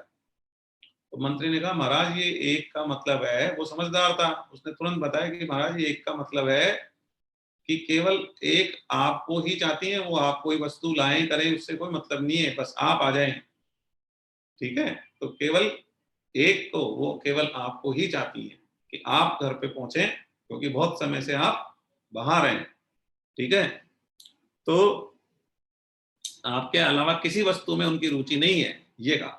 तो राजा को वो रानी का भाव देखकर बहुत प्रसन्नता हुई, ठीक है। तो ऐसे ये चीज होती है अव्यभिचारी भक्ति की, मतलब हम केवल एक भगवान को चाहते हैं, हम किसी और किसी को भी नहीं चाहते हैं, किसी व्यक्ति वस्तु क्रिया किसी भी चीज को हम नहीं चाहते, केवल एक भगवान को चाहते हैं, ठीक है। अव्यभिचारी भक्ति ये होती है। चलिए आगे बढ़ते हैं। 14.27 लास्ट श्लोक है इस अध्याय का। 14.27 क्योंकि ब्रह्म का और अविनाशी अमृत का तथा शाश्वत धर्म का और एकांतिक सुख का आश्रय मैं ही हूं। भगवान ने चार चीज बताई कि चारों का आश्रय मैं ही हूं। पहला ब्रह्म, तो ब्रह्म कौन है? ब्रह्म का मतलब निराकार परमात्मा, ब्रह्म का मतलब श्री कृष्ण। तो कृष्ण ही ब्रह्म है, ब्रह्म ही कृष्ण है, ब्रह्म ही कृष्ण है, कृष्ण ही ब्रह्म है, इसमें कोई संदेह नहीं है किसी को, ठीक है, होना भी नहीं चाहिए। तो ब्रह्म का इसके बाद बोला अविनाशी अमृत। तो अविनाशी अमृत का आधार क्या है? कृष्ण। अविनाशी अमृत तक आपको पहुंचना है तो कृष्ण ही अविनाशी अमृत है। अविनाशी अमृत का मतलब आप जानते हैं कि कभी भी नाश नहीं होने वाला अमृत, तो वो क्या है? वो परमात्मा ही है। परमात्मा से ऊपर तो कोई अमृत है भी नहीं, ठीक है। तो अविनाशी अमृत भी कृष्ण है, इनका आधार भी कृष्ण है, कृष्ण ही अविनाशी अमृत है, अविनाशी अमृत ही कृष्ण है। सनातन धर्म, शाश्वत धर्म का मतलब है यहाँ पे सनातन धर्म से, सनातन धर्म मतलब हिंदू धर्म, अपना धर्म जो है। शाश्वत धर्म का और शाश्वत धर्म, अब शाश्वत धर्म का आधार क्या है? कृष्ण। कृष्ण ही शाश्वत धर्म का आधार है, पूरे सनातन धर्म का आधार कृष्ण ही है। और एकांतिक सुख, एकांतिक सुख का आधार भी कौन है? कृष्ण ही है। क्यों? एकांतिक सुख क्या है? जब हम बिल्कुल एकांत में होते हैं, बिल्कुल पिन ड्रॉप साइलेंस होता है, थॉटलेस पोजीशन होती है कि हमें कोई थॉट तक नहीं आ रहा है, डीप साइलेंस बोलते हैं उसको। बिल्कुल ऐसी साइलेंस, ऐसा लेवल ऑफ माइंड कि थॉट तक नहीं आता दिमाग में, थॉटलेस पोजीशन, बिल्कुल साइलेंस, वो एकांतिक सुख है। उसमें असीम आनंद की प्राप्ति होती है, ठीक है। तो वो एकांतिक सुख होता है जिसमें भगवत प्राप्ति होती है हमें, और कुछ नहीं दिखाई देता, सब तरफ मतलब कोई थॉट नहीं आता, बिल्कुल थॉटलेस पोजीशन होती है, वो एकांतिक सुख भी कृष्ण ही है, ठीक है। तो कृष्ण से ही एकांतिक सुख है, एकांतिक सुख से ही कृष्ण है ये। तो इन सब का आधार मैं ही हूँ। लास्ट में भगवान ने कह दिया कि सब चीज का आधार मैं ही हूँ, तो बिल्कुल ठीक है। इसमें तो जैसे सारी नदियां जाकर एक समुद्र में मिलती है ना, वैसे ही ये सब जाके श्री कृष्ण में ही मिलते हैं, चाहे वो एकांतिक सुख हो, चाहे वो सनातन धर्म हो, चाहे वो अविनाशी अमृत हो, चाहे वो ब्रह्म हो, सब जाके, सब नदियां जाके एक कृष्ण में ही समा जाती हैं, ठीक है ना। तो ये अध्याय हमारा समाप्त होता है। ओम तत्सिति श्रीमद् भगवद गीता सुपनिषत्सु ब्रह्म विद्यायाम योग शास्त्रे श्री कृष्ण अर्जुन संवादे गुण त्रय विभाग योगे नाम चतुर्दश अध्याय। तो ये हमारा 14वां अध्याय खत्म हो गया है। अब हम चलेंगे 15वें अध्याय पर। इसका नाम है पुरुषोत्तम योग। 15वें अध्याय का नाम क्या है?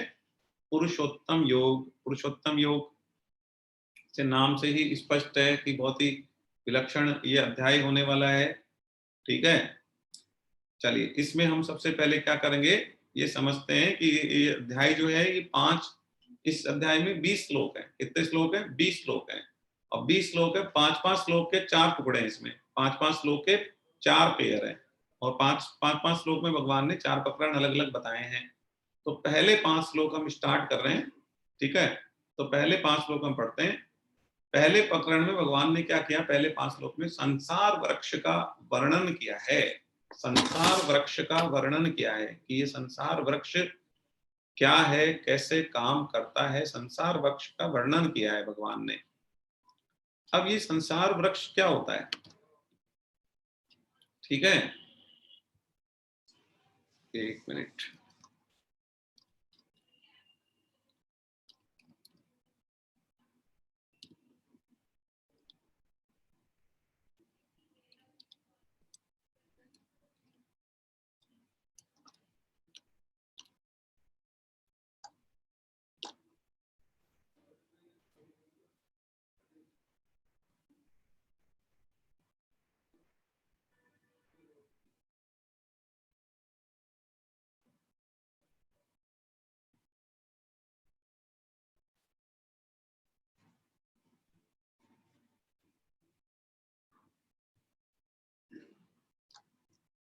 देखिए मैं क्या है उसका इमेज निकाल देता हूँ संसार वृक्ष का, इससे क्या आपको इजीली समझ में आ जाएगा।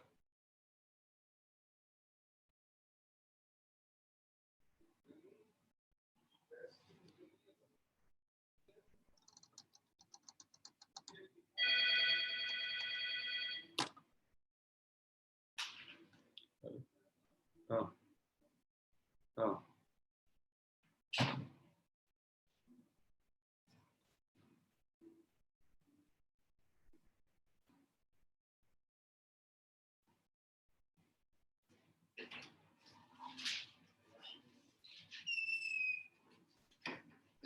सर एक स्टूडेंट आए हैं।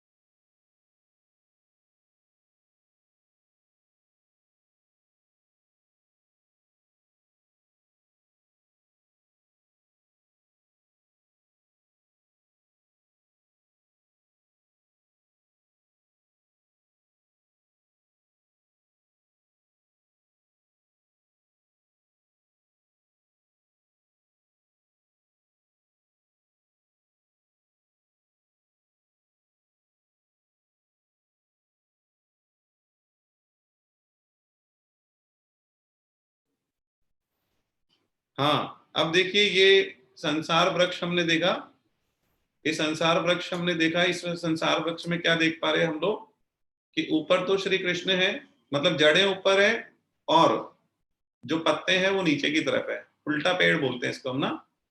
तो भगवत गीता में यही बताया है कि ऊपर ऊपर कौन है, श्री कृष्ण है, और ब्रह्मा जी जो है उसमें बीच में तना है जिसको मुख्य शाखा भी बोल सकते हैं हम लोग, और उसके आगे शाखाएं और निकल रही है। तो ये हमने क्या देखा, संसार वृक्ष देखा, उल्टा पेड़ है ये।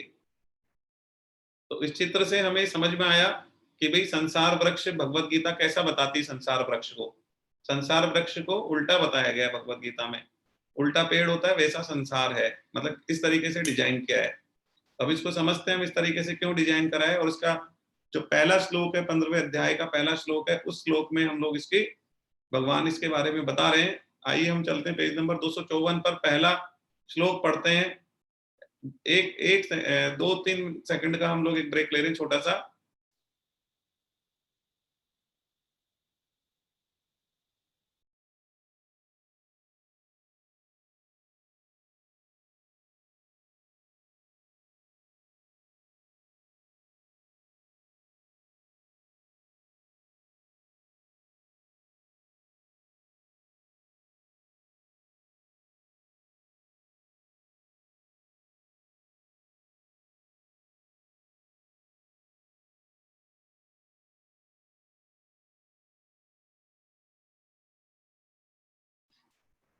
हाँ जी, तो जो संसार वृक्ष हमने देखा उल्टा पेड़ होता है। फिर क्लास चल रही है। मैं क्या आज ऑफिस में हूँ, हमारा ऑफिस आज चालू है, लेकिन 2 क्लास की छुट्टी हो गई थी पहले, इसलिए मैंने आज छुट्टी करना उचित नहीं समझा। आज हमारे एडमिशन चल रहे हैं, कल पेपर में फुल पेज ऐड आया था, आप लोगों ने देखा भी होगा। तो और 2 छुट्टी क्यों हुई, एक छुट्टी में तो मेरी डॉटर जो है कोविड पॉजिटिव थी और वो बीमार हो गई थी, और दूसरे में क्या हुआ, पिछले संडे को हमारे मेरी वाइफ के मामा जी हैं, रियल मामा जी की डेथ हो गई थी, तो हम लोग को फ्यूनरल में जाना पड़ा था। तो दोनों ही ऐसी अर्जेंट सिचुएशन थी कि मैं क्लास बिल्कुल नहीं ले पाया। चलिए, तो हम बात कर रहे हैं 15.1। 15.1 में क्या कहा भगवान ने, हमने उल्टा उल्टा वृक्ष देखा, हम समझ गए। ऊपर की ओर मूल वाले, मूल का मतलब जड़, ऊपर की ओर मूल वाले तथा नीचे की ओर शाखा वाले, मतलब जिसकी शाखाएं नीचे हैं, जिसके पत्ते और टहनियां नीचे हैं, ठीक है। ऊपर की ओर मूल वाले तथा नीचे की ओर शाखा वाले, ठीक है, नीचे जिसकी शाखाएं हैं, और बीच में जो तना है वो मूल शाखा बोला गया। उसको तना नहीं कह के क्या कहा है, मूल शाखा बोला गया। मूल शाखा बोल दो चाहे तना बोल दो, एक ही बात है, ठीक है ना। ऊपर की ओर मूल वाले, नीचे की ओर शाखा वाले, जिस संसार रूपी अवत्स, ठीक है, वृक्ष को प्रवाह रूप से अव्यय कहते हैं, और प्रवाह रूप से अव्यय कहते हैं, यहीं तक समझ लेते हैं एक बार। तो नीचे की ओर मतलब ऊपर की ओर मूल है, मतलब ऊपर की ओर जड़ है, और नीचे की ओर शाखाएं हैं, पत्ते हैं, ये हमें समझ में आ गया बिल्कुल पेड़ देख के। अब ये जो बता रहे हैं कि ऐसा क्यों है, ऐसा इसलिए है कि ऊपर जो है वो कृष्ण भगवान है। क्यों कृष्ण भगवान है, क्योंकि ऊपर मतलब कृष्ण भगवान से ही ये संसार चालू होता है। इस संसार की उत्पत्ति का कारण कौन है, कृष्ण भगवान है। मतलब जड़ से पेड़ उगता है ना, पेड़ कहाँ से उगता है, जड़ से उगता है, फिर तना और फिर टहनी आती है। तो वैसे ऊपर ही ऊपर है कृष्ण, वो इस संसार की जड़ है। वो संसार इसी से चालू हो रहा है, संसार इसी इसी से स्टार्ट हो रहा है।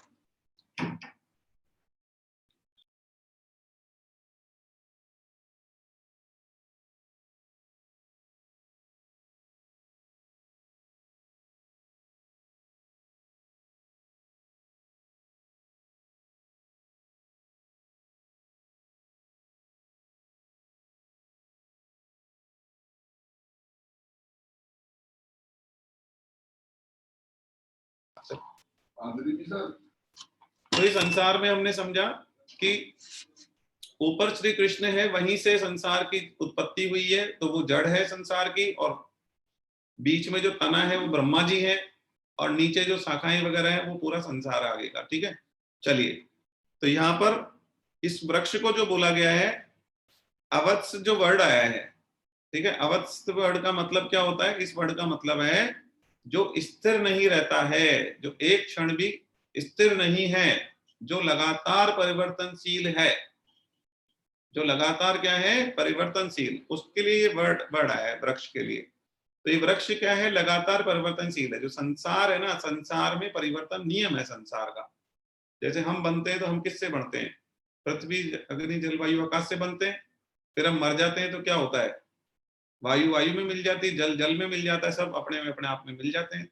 लेकिन फिर वापस परिवर्तन आता है, फिर ये 5 चीज से एक शरीर बन जाता है, फिर वो शरीर वापस 5 चीज में मिल जाता है। तो ये परिवर्तन चलता रहता है, चलता रहता है, चलता रहता है। पानी है, पानी से बादल बनते हैं, बादल से वापस पानी बनता है, तो परिवर्तन होता रहता है। इसमें क्या है ना, अव्यय क्यों बोला है, अव्यय इसलिए बोला है कि ये अंत नहीं है इस चीज का, ये चक्र घूमता रहता है, घूमता रहता है, घूमता रहता है, घूमता रहता है। अब वही पानी वापिस बादल बनेगा, वापिस पानी बन जाएगा, फिर बादल बनेगा, फिर पानी बन जाएगा, ऐसे चलता रहेगा, चलता रहेगा, चलता रहेगा।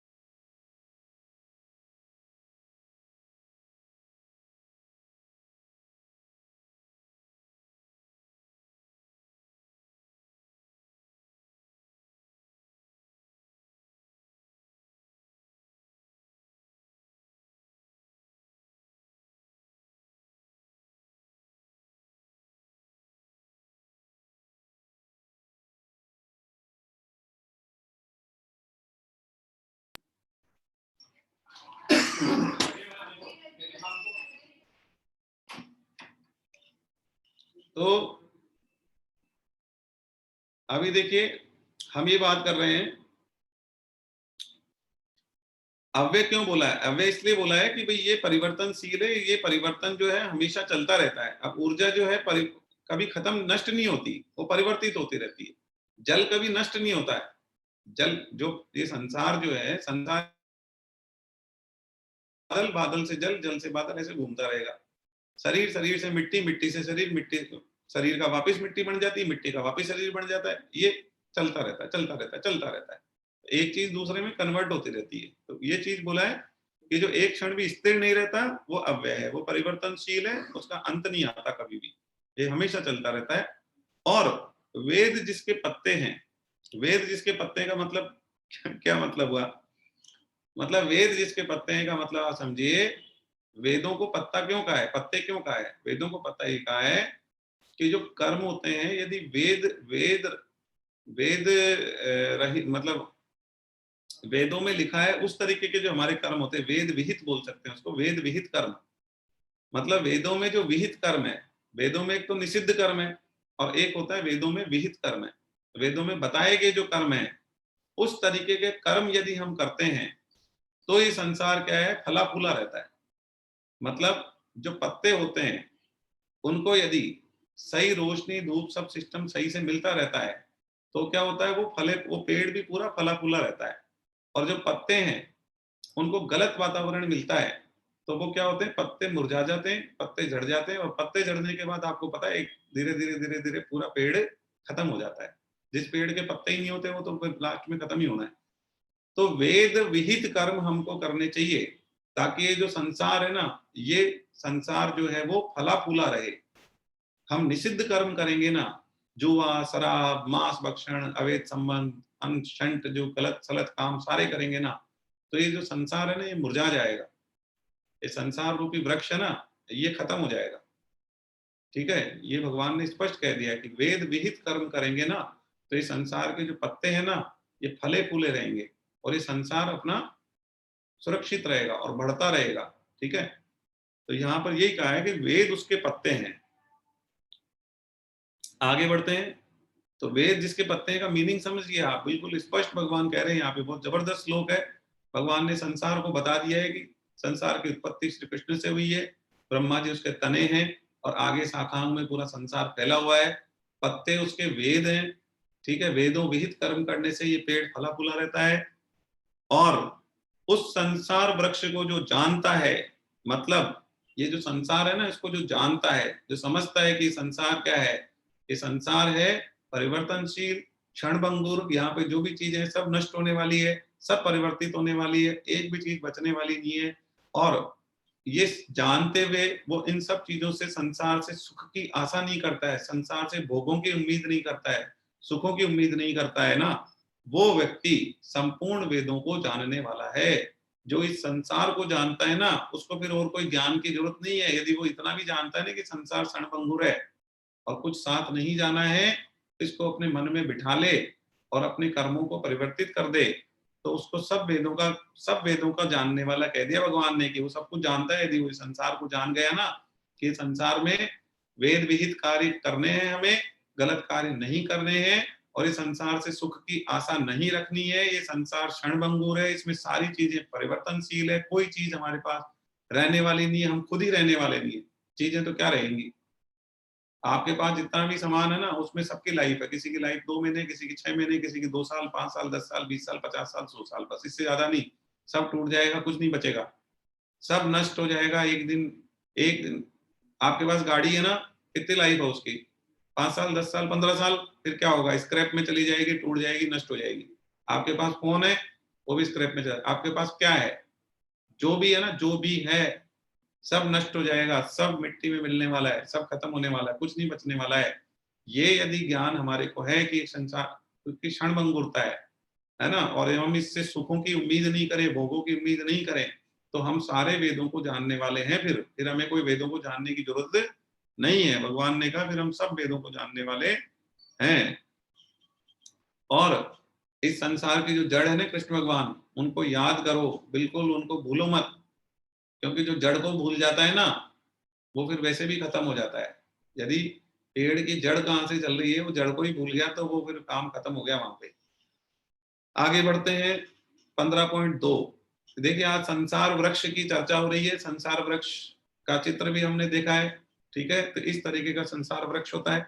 उस संसार वृक्ष के गुणों सत रज तम के द्वारा बढ़ी हुई तथा विषय रूपी कोपलों वाली शाखाएं नीचे मध्य में और ऊपर सब जगह फैली हुई हैं। देखो अब क्या हो रहा है, ये संसार रूपी वृक्ष है ना, इसमें क्या हो रहा है, जो सारे गुण है सतोगुण रजोगुण तमोगुण, ठीक है, उनकी वजह से विषय भोग कामनाएं, ठीक है, और विषय रूपी सारी कोपलें, कोपलें होती है जो ऊपर के पत्ते होते हैं ना, छोटे छोटे पत्ते होते हैं, वो कोपले वाली शाखाएं सब तरफ फैली हुई है। तो आप देखोगे ना इस पूरे संसार में क्या दिख रहा है आपको, सतोगुण रजोगुण तमोगुण। कोई सत में लग रहा है, कोई रज में लग रहा है, कोई तम में लग रहा है, कोई तामसिक है तो भयंकर तामसिक है, दारू में, इनमें, शराब में, नशे में, सिगरेट में, किस किस में लग रहे हैं लोग, ठीक है। तो सब तरफ ये शाखाएं फैली हुई है और सब तरफ विषय ही विषय दिखाई देंगे आपको, ठीक है। इस तरीके का ये संसार वृक्ष है जिसमें सब तरफ सतो रजो तमोगुण फैले हुए हैं, सब तरफ आपको क्या दिखता है, चलो आप देखो, मोबाइल चलाओ, क्या दिखेगा आपको, ठीक है, तीनों गुण दिखाई देंगे आपको, जो आप देखना चाहो आपकी इच्छा है, ठीक है। लेकिन तामसिकता बढ़ती जा रही है, उसका असर भी दिखाई देगा आपको, ठीक है। तो यहाँ पर सब तरफ फैला हुआ है। मनुष्य लोक में कर्मों के अनुसार बांधने वाले मूल भी, मूल का मतलब यहाँ पे देखिए, यहाँ पर मूल का मतलब जड़ से नहीं है, वापिस से पढ़ रहा हूँ, मनुष्य लोक में कर्मों के अनुसार बांधने वाले मूल, मूल का मतलब है यहाँ पे ममता कामना, आप नोट कर लें, यहाँ पर जो मूल आया है ना 14.2 में सेकंड लाइन में, मूल का मतलब है ममता कामना। मनुष्य लोक में कर्मों के अनुसार बांधने वाले ममता कामना भी नीचे और ऊपर सभी लोकों में व्याप्त हो रहे हैं। ममता कामना तादात्म्य, हम तादात्म्य रखते हैं ना, संबंध जोड़ के रखते हैं ना सब चीजों से, वो ममता रखते हैं सब चीजों में, मोह रखते हैं, कामना रखते हैं, वो तो सभी लोकों में व्याप्त हो रहे हैं, सब तरफ फैला हुआ है, ठीक है। ममता कामना ये सब तरफ फैली हुई है, पूरे संसार में सब तरफ फैली हुई है। चलिए अब हम आ जाते हैं नेक्स्ट नेक्स्ट पेज पे। यहाँ पर नेक्स्ट पेज पे 256 पे ऊपर ऊपर देखेंगे अब, तो 14.3 और 14.4 दो श्लोक और आ रहे हैं यहाँ पे। तो 14.3 और 14.4, 14.3 और 4 में क्या कहा गया, इस संसार वृक्ष का जैसा रूप देखने में आता है वैसा यहाँ विचार करने पर मिलता नहीं, क्योंकि इसका न तो आदि है, न अंत है, और न स्थिति है, ठीक है। अब जैसा पेड़ हमने देखा ना, अभी पेड़ देखा था एक हमने, तो वैसा पेड़ देखने में नहीं आता है, आप देख थोड़ी सकते हो, तो हमने कल्पना की है।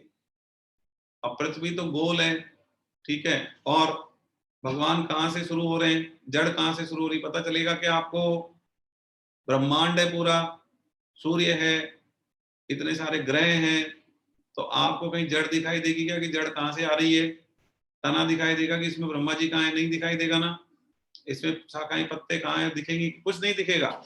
तो यही कहा भगवान ने कि भाई जैसे संसार वृक्ष का जैसा रूप देखने में आता है वैसा यहाँ विचार करने पर मिलता नहीं है।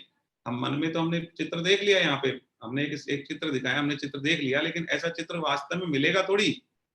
आप ढूंढो, देखे संसार में भगवान कहीं, भगवान रूपी जड़ कहीं दिख रही है, कोई तना दिख रहा है, कहीं कुछ नहीं दिखता है।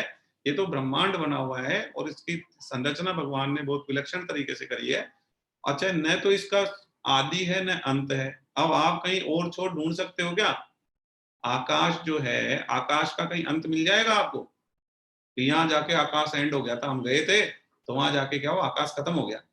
अरे आकाश खत्म हो नहीं सकता ना, एक्चुअली वो बहुत बड़ा है। तो परमात्मा का जो फैलाव है, परमात्मा के बनाए हुए सिस्टम का जो फैलाव है ना, वो अनंत है। तो उसकी जड़ की कहीं शुरुआत नहीं है, ये पेड़ यहाँ खत्म हो गया, उसका कोई अंत नहीं है, ठीक है। तो भगवान ये कह रहे हैं भाई इसका और छोर मिलेगा नहीं आपको, न इसका आदि है, न अंत है, न स्थिति है, न कहीं आपको मिलेगा कि भाई ये बीच का पोर्शन है। बीच के पोर्शन की भी कोई सीमा नहीं है कहाँ तक है, ठीक है। इसलिए दृढ़ मूलों वाले संसार रूपी जो अवस्थ वृक्ष को दृढ़ असंगता रूप शस्त्र के द्वारा काटकर, शस्त्र के द्वारा काटकर उसके बाद उस परम पद परमात्मा की खोज करनी चाहिए। मतलब ये जो बाद में बोला, पहले तो ये बोला कि भाई ऐसा कोई आदि अंत या कुछ है नहीं, आप ऐसे वृक्ष कहीं देख नहीं सकते हो, ये तो हमने मन में विचार कर लिया, एक चित्र देख लिया, ठीक है, बाकी आपको कहीं इसका और छोर मिलने वाला नहीं, क्योंकि अनंत है ये, ठीक है। अब ये कह रहे हैं इस दृढ़ मूलों वाले, मतलब जिसकी कामनाएं इच्छाएं बहुत सारी फैली हुई हैं सब तरफ वाले, ऐसा संसार रूप है जिसमें की कामनाएं इच्छाएं सब तरफ फैली हुई है, उस और जो निरंतर परिवर्तनशील है उसको कैसे काटोगे आप? ये जो सब तरफ इच्छाएं कामनाएं सब तरफ जो दिखाई दे रही है भोग प्रवृत्तियां, ये इनको कैसे काटोगे? दृढ़ असंगता रूप शस्त्र, इसको आप अंडरलाइन कर लें, दृढ़ असंगता रूप शस्त्र सेकंड लाइन में है, जो ये 2 श्लोक लिखे हुए हैं उसके नीचे फर्स्ट लाइन, उसका सेकंड लाइन में देखें आप, दृढ़ असंगता रूप शस्त्र, इसको आप अंडरलाइन कर लें। तो ये दृढ़ असंगता रूप शस्त्र क्या होता है कि हमें दृढ़ निश्चय करना है किस चीज का? असंगता का, कि हमें किसी चीज में पड़ना नहीं है। असंगता मतलब किसी का संग नहीं करना है, किसी व्यक्ति का संग नहीं करना है, किसी वस्तु का संग नहीं करना है, किसी क्रिया का संग नहीं करना है, किसी चीज में इन्वॉल्व नहीं होना, किसी के पीछे नहीं लगना, कोई विषय भोगों में नहीं लगना है हमें, ये होती असंगता। और संगता क्या होती? सब में संग, सब चीज का संग करना। तो दृढ़ असंगता, दृढ़ असंगता मतलब हमें दृढ़ निश्चय करना है, दृढ़ता होनी चाहिए हमारे अंदर की हाँ, हम शराब नहीं पिएंगे मतलब नहीं पिएंगे, हम सिगरेट नहीं पिएंगे मतलब नहीं पिएंगे, हम गलत काम नहीं करेंगे मतलब नहीं करेंगे, हम टैक्स की चोरी नहीं करेंगे मतलब नहीं करेंगे, हम ये काम नहीं करेंगे मतलब नहीं करेंगे, मतलब असंगता। हमें कोई लेना देना नहीं है, हम बिल्कुल ईमानदारी से, प्योरिटी से, सिस्टम से बिल्कुल बढ़िया हमारा जीवन हम जिएंगे, ठीक है ना। तो हमारी कामनाएं इच्छाओं को हम समेटेंगे कि नहीं हमारे को 2 रोटी 2 कपड़े बहुत हैं, ये होती है, जरूरत नहीं है, अरे ठीक है मिल रहा है ठीक है, नहीं मिल रहा तो कोई मर नहीं रहे उसकी वजह से, जितना है उसमें शांति बनाए रखेंगे, जितना है उसमें शांति बनाए रखेंगे, और जो आना होगा हमारी तकदीर का, एक बार नहीं 50 बार आगे से आएगा, चिंता करने की आवश्यकता नहीं है। और कम आएगा तो कम में जी लेंगे, ज्यादा आएगा ज्यादा में जी लेंगे, हाँ तो मर नहीं जाएंगे कि ये कपड़े नहीं पहनने को मिलेंगे, दूसरे मिल गए तो साहब रोना आ गया, ऐसा कुछ नहीं है। साधु वस्त्र भी पहन ले, कोई प्रॉब्लम नहीं है, ठीक है। तो जैसे मिल जाएंगे उसमें सुखी है, 2 कपड़े चाहिए 2 रोटी चाहिए और कुछ नहीं चाहिए, 2 रोटी चाहिए 2 कपड़े चाहिए बस, ठीक है। किसी चीज में ज्यादा पढ़ने की जरूरत नहीं है। तो ये दृढ़ असंगता, दृढ़ असंगता का मतलब हमें असंग करना है, किसी चीज में पढ़ना नहीं है। असंगता रूपी शस्त्र के द्वारा इस संसार रूपी, इसको काट दो वृक्ष को, ठीक है। तो क्या होगा, इस संसार को काट दो ताकि फिर हम परमात्मा की खोज में लग जाएं और फिर हमें परमात्मा की प्राप्ति हो जाएगी। जिसको प्राप्त हुए मनुष्य फिर लौटकर संसार में नहीं आते हैं, मतलब जिन्होंने ये दृढ़ असंगता रूपी शस्त्र से संसार रूपी वृक्ष को काट दिया फिर और परमात्मा में लग गए, उन्हें परमात्मा की खोज करनी चाहिए, और परमात्मा की खोज में जो लग जाते हैं उनको परमात्मा प्राप्ति हो जाती है। वो इस संसार में लौटकर नहीं आते, मतलब परमात्मा प्राप्ति उनको हो जाती है, मोक्ष की प्राप्ति उनको हो जाती है। और जिससे अनादि काल से चली आने वाली यह सृष्टि विस्तार को प्राप्त हुई है, उस आदि पुरुष परमात्मा के ही मैं शरण में हूं। और आपको क्या सोचना है, भगवान ही कह रहे हैं आपको ये सोचना है कि जो परमात्मा ने ही पूरा संसार सृष्टि पूरा विस्तार जितना भी हम देख रहे हैं, सारा ब्रह्मांड सिस्टम उन्होंने बनाया है ना, मैं केवल उनकी शरण में हूं, बस मैं उनकी शरण में बैठा हूं, बाकी मुझे किसी चीज में नहीं पड़ना है। इस तरीके का आपका विचार होना चाहिए कि मुझे बस केवल भगवान की शरण में रहना है, भगवान के चरणों में रहना है, भगवान की प्राप्ति करनी है, भगवान से ही प्रेम करना है, और भगवान से ही हमें अव्यभिचारी भक्ति करनी है, भगवान के अलावा किसी और के बारे में नहीं सोचना है, केवल भगवान केवल भगवान केवल भगवान। तो ये चीज के लिए यहाँ पर भगवान ने कहा है। चलिए इसके बाद में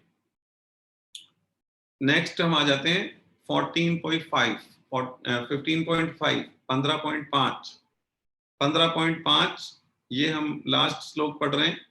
15.5 आज का लास्ट श्लोक है।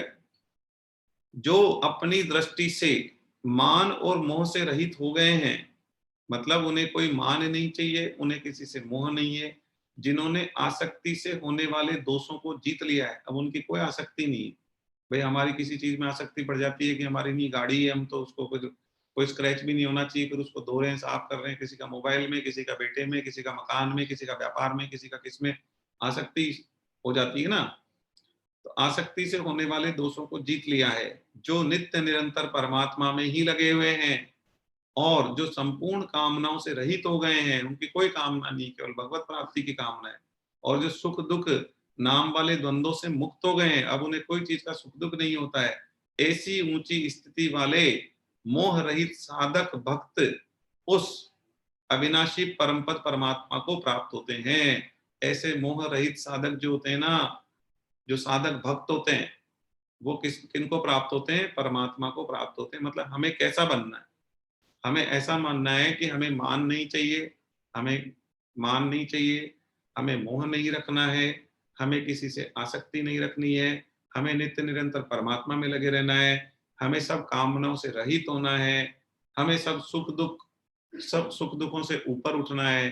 कोई सुख दुख वैसे भी होता नहीं संसार में, केवल परिस्थिति आती है, ठीक है। सुखी दुखी होना नहीं होना हमारे हाथ में, सुख दुख संसार में है ही नहीं। ये तो दूसरे अध्याय के 5वें श्लोक 6ठे श्लोक में वही आ गया था, ठीक है। तो सुख दुख से हम ऊपर उठ गए हैं, ठीक है, ऐसे हमको बनना है, और मोह रहित हो गए हैं, हमारा किसी में कोई मोह नहीं है, ऐसे साधक भक्त, और ऐसे हमको साधक भक्त बनना है, जो कि क्या होगा फिर? अविनाशी परमपद परमात्मा को प्राप्त हो जाएंगे। इससे हम क्या होगा? अविनाशी परमपद परमात्मा की प्राप्ति कर लेंगे, ठीक है। तो ये हमने पढ़ा यहाँ पर 15.5। देखो यहाँ पर यही आर्ट ऑफ लिविंग बताई गई है 15.5 में। देखिए श्लोक खत्म हो रहा है, उसके बाद 2 पैराग्राफ छोड़ के नीचे देखेंगे ना आप, तो यहाँ पर क्या लिखा हुआ? आर्ट ऑफ लिविंग, हमें कैसे जीना चाहिए। बहुत बढ़िया चीज है, बहुत ही बढ़िया बात है। मैं इस पैराग्राफ को पढ़ रहा हूँ, कैसे जीना चाहिए हमको। यह संसार बहुत बड़ा रंगमंच है। ये क्या है? ये रंगमंच, रंगमंच का मतलब स्टेज है ये, ठीक है। खूब अच्छे से खेलें, ये संसार बहुत बड़ा रंगमंच है, यहाँ पर खूब अच्छे से खेलें, बढ़िया से बढ़िया स्वांग करें, लेकिन निर्लिप्त रहें, असंग रहें। अब जब हम कोई स्टेज पे हैं, कोई रंगमंच पे हम गए हैं और वहां पर कोई ड्रामा चल रहा है, तो किसी को कुछ रोल दे दिया, कुछ रोल दे दिया, तो अब क्या होता है? वहां पे वो रोल कर रहे हैं। जैसे रामलीला नहीं होती, रामलीला में कोई क्या बन गया, कोई क्या बन गया, कोई क्या बन गया, सब अपने अपने क्या रोल डिसाइड हो जाते हैं। ऐसे ही कोई ड्रामा चल रहा होता है तो सबके अपने अपने रोल डिसाइड हो जाते हैं कि भाई ये बनेंगे, ये बनेंगे, ये बनेंगे, सबको अपने अपने रोल दे दिए जाते हैं। अब वहां पे क्या होता है? स्टेज पे वो ड्रामा प्ले कर रहे होते हैं। अरे भाई वो ड्रामा है तो वो ड्रामा ही तो है, बस क्या होगा? थोड़े टाइम में वो ड्रामा खत्म हो जाएगा, सब अपने अपने घर जाएंगे। यही सिस्टम है। अब उसमें कोई लगाव थोड़ी होता है। मान लो वहां ड्रामा चल रहा है और वहां ड्रामा के अंदर कोई एक दो दो जने थे, एक दूसरे के भाई बन गए, तो पता है ना कितनी देर के लिए भाई है। वो ड्रामा चल रहा है, वो मान लो आधा घंटे का ड्रामा, तो आधा घंटे तक भाई है, फिर आधा घंटे बाद क्या है? वो दोनों अपने अपने रास्ते जाएंगे, अपने अपने घर जाएंगे।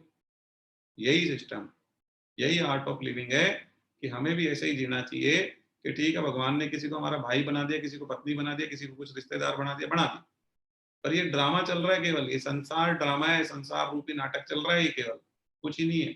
थोड़े दिनों की कहानी है, सब अपने अपने घर जाएंगे, ठीक है, अपने परमात्मा के पास जाएगी आत्मा, फिर दूसरा जन्म लेगी, फिर दूसरा ड्रामा स्टार्ट हो जाएगा। एक ड्रामा खत्म हो जाएगा, फिर हमारा दूसरा जन्म हो जाएगा, फिर दूसरा ड्रामा स्टार्ट हो जाएगा, फिर हम किसी के बेटे बन जाएंगे, किसी के पति बन जाएंगे, किसी की पत्नी बन जाएंगे, किसी का क्या बन जाएंगे, किसी के रिश्ते भाई बन जाएंगे, किसी की बहन बन जाएंगे, किसी का क्या बन जाएंगे, सब रिश्तेदार बन जाएंगे। फिर दूसरा ड्रामा चालू होगा, फिर वो दूसरा ड्रामा खत्म हो जाएगा। है 70 साल, 80 साल, 100 साल, कितने साल चलेगा? फिर 100 साल का एक नया ड्रामा फिर आएगा। फिर तो आज के 1000 साल पहले भी हम धरती पे ही थे, 2000 साल पहले भी यही थे, कहीं नहीं। हमारा मोक्ष थोड़ी हुआ है। अरे हम मोक्ष हो गया, परमात्मा प्राप्ति होगी क्या हमको? नहीं हुई ना, तभी तो यही घूम रहे हैं। तो 1000-2000 साल पहले भी यही घूम रहे थे। तो हम क्या हो रहा है? हम हर 150 साल में ड्रामा करते हैं, एक ड्रामा खत्म हो जाता है, फिर दूसरा ड्रामा चालू हो जाता है। तो ये हमारे माइंड में क्लियर होना चाहिए कि ये तो ये ड्रामा चल रहा है, थोड़े दिनों का है, ड्रामे का टाइम खत्म, पर्दा डाउन, फिर दूसरा ड्रामा आएगा, फिर उसमें नए नए किरदार बनेंगे। बस यही सिस्टम है हम लोग का। अब ये अभी प्रेजेंट वाला ड्रामा ये चल रहा है। पहले हम 15, 20, 50, 100, 200, 500 ड्रामा कर चुके हैं।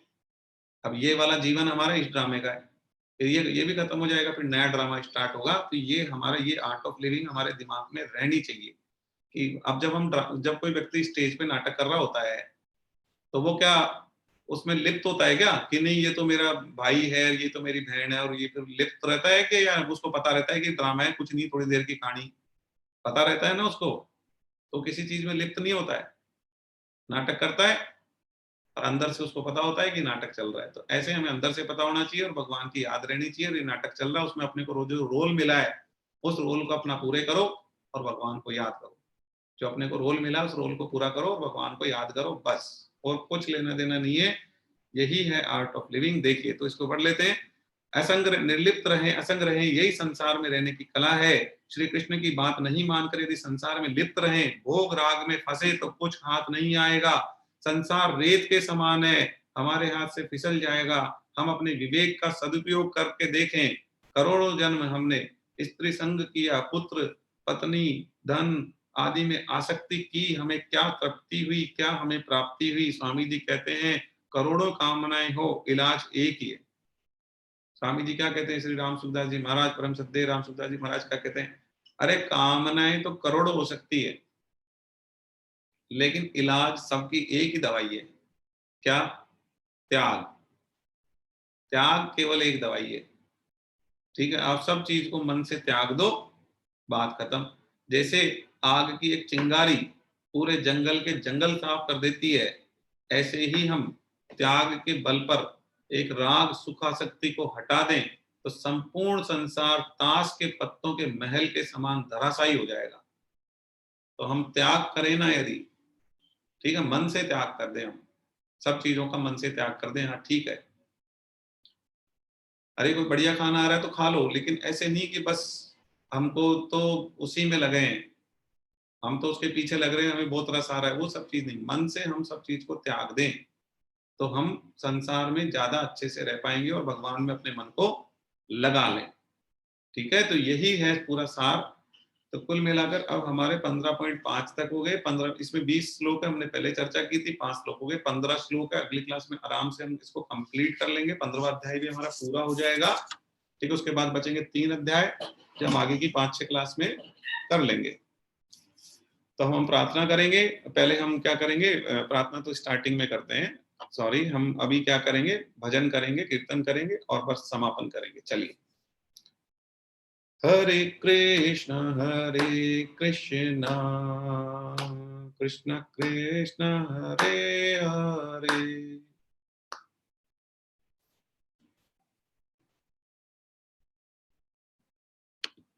अनम्यूट कर लीजिए आप, जो भी अनम्यूट करना चाहते हैं।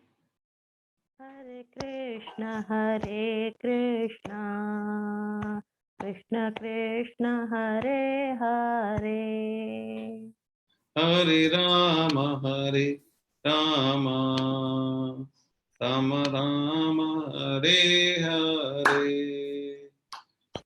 हरे राम राम राम हरे हरे, हरे कृष्ण कृष्ण कृष्ण हरे हरे। हरे कृष्ण कृष्ण हरे हरे, हरे राम राम राम राम हरे हरे। हरे राम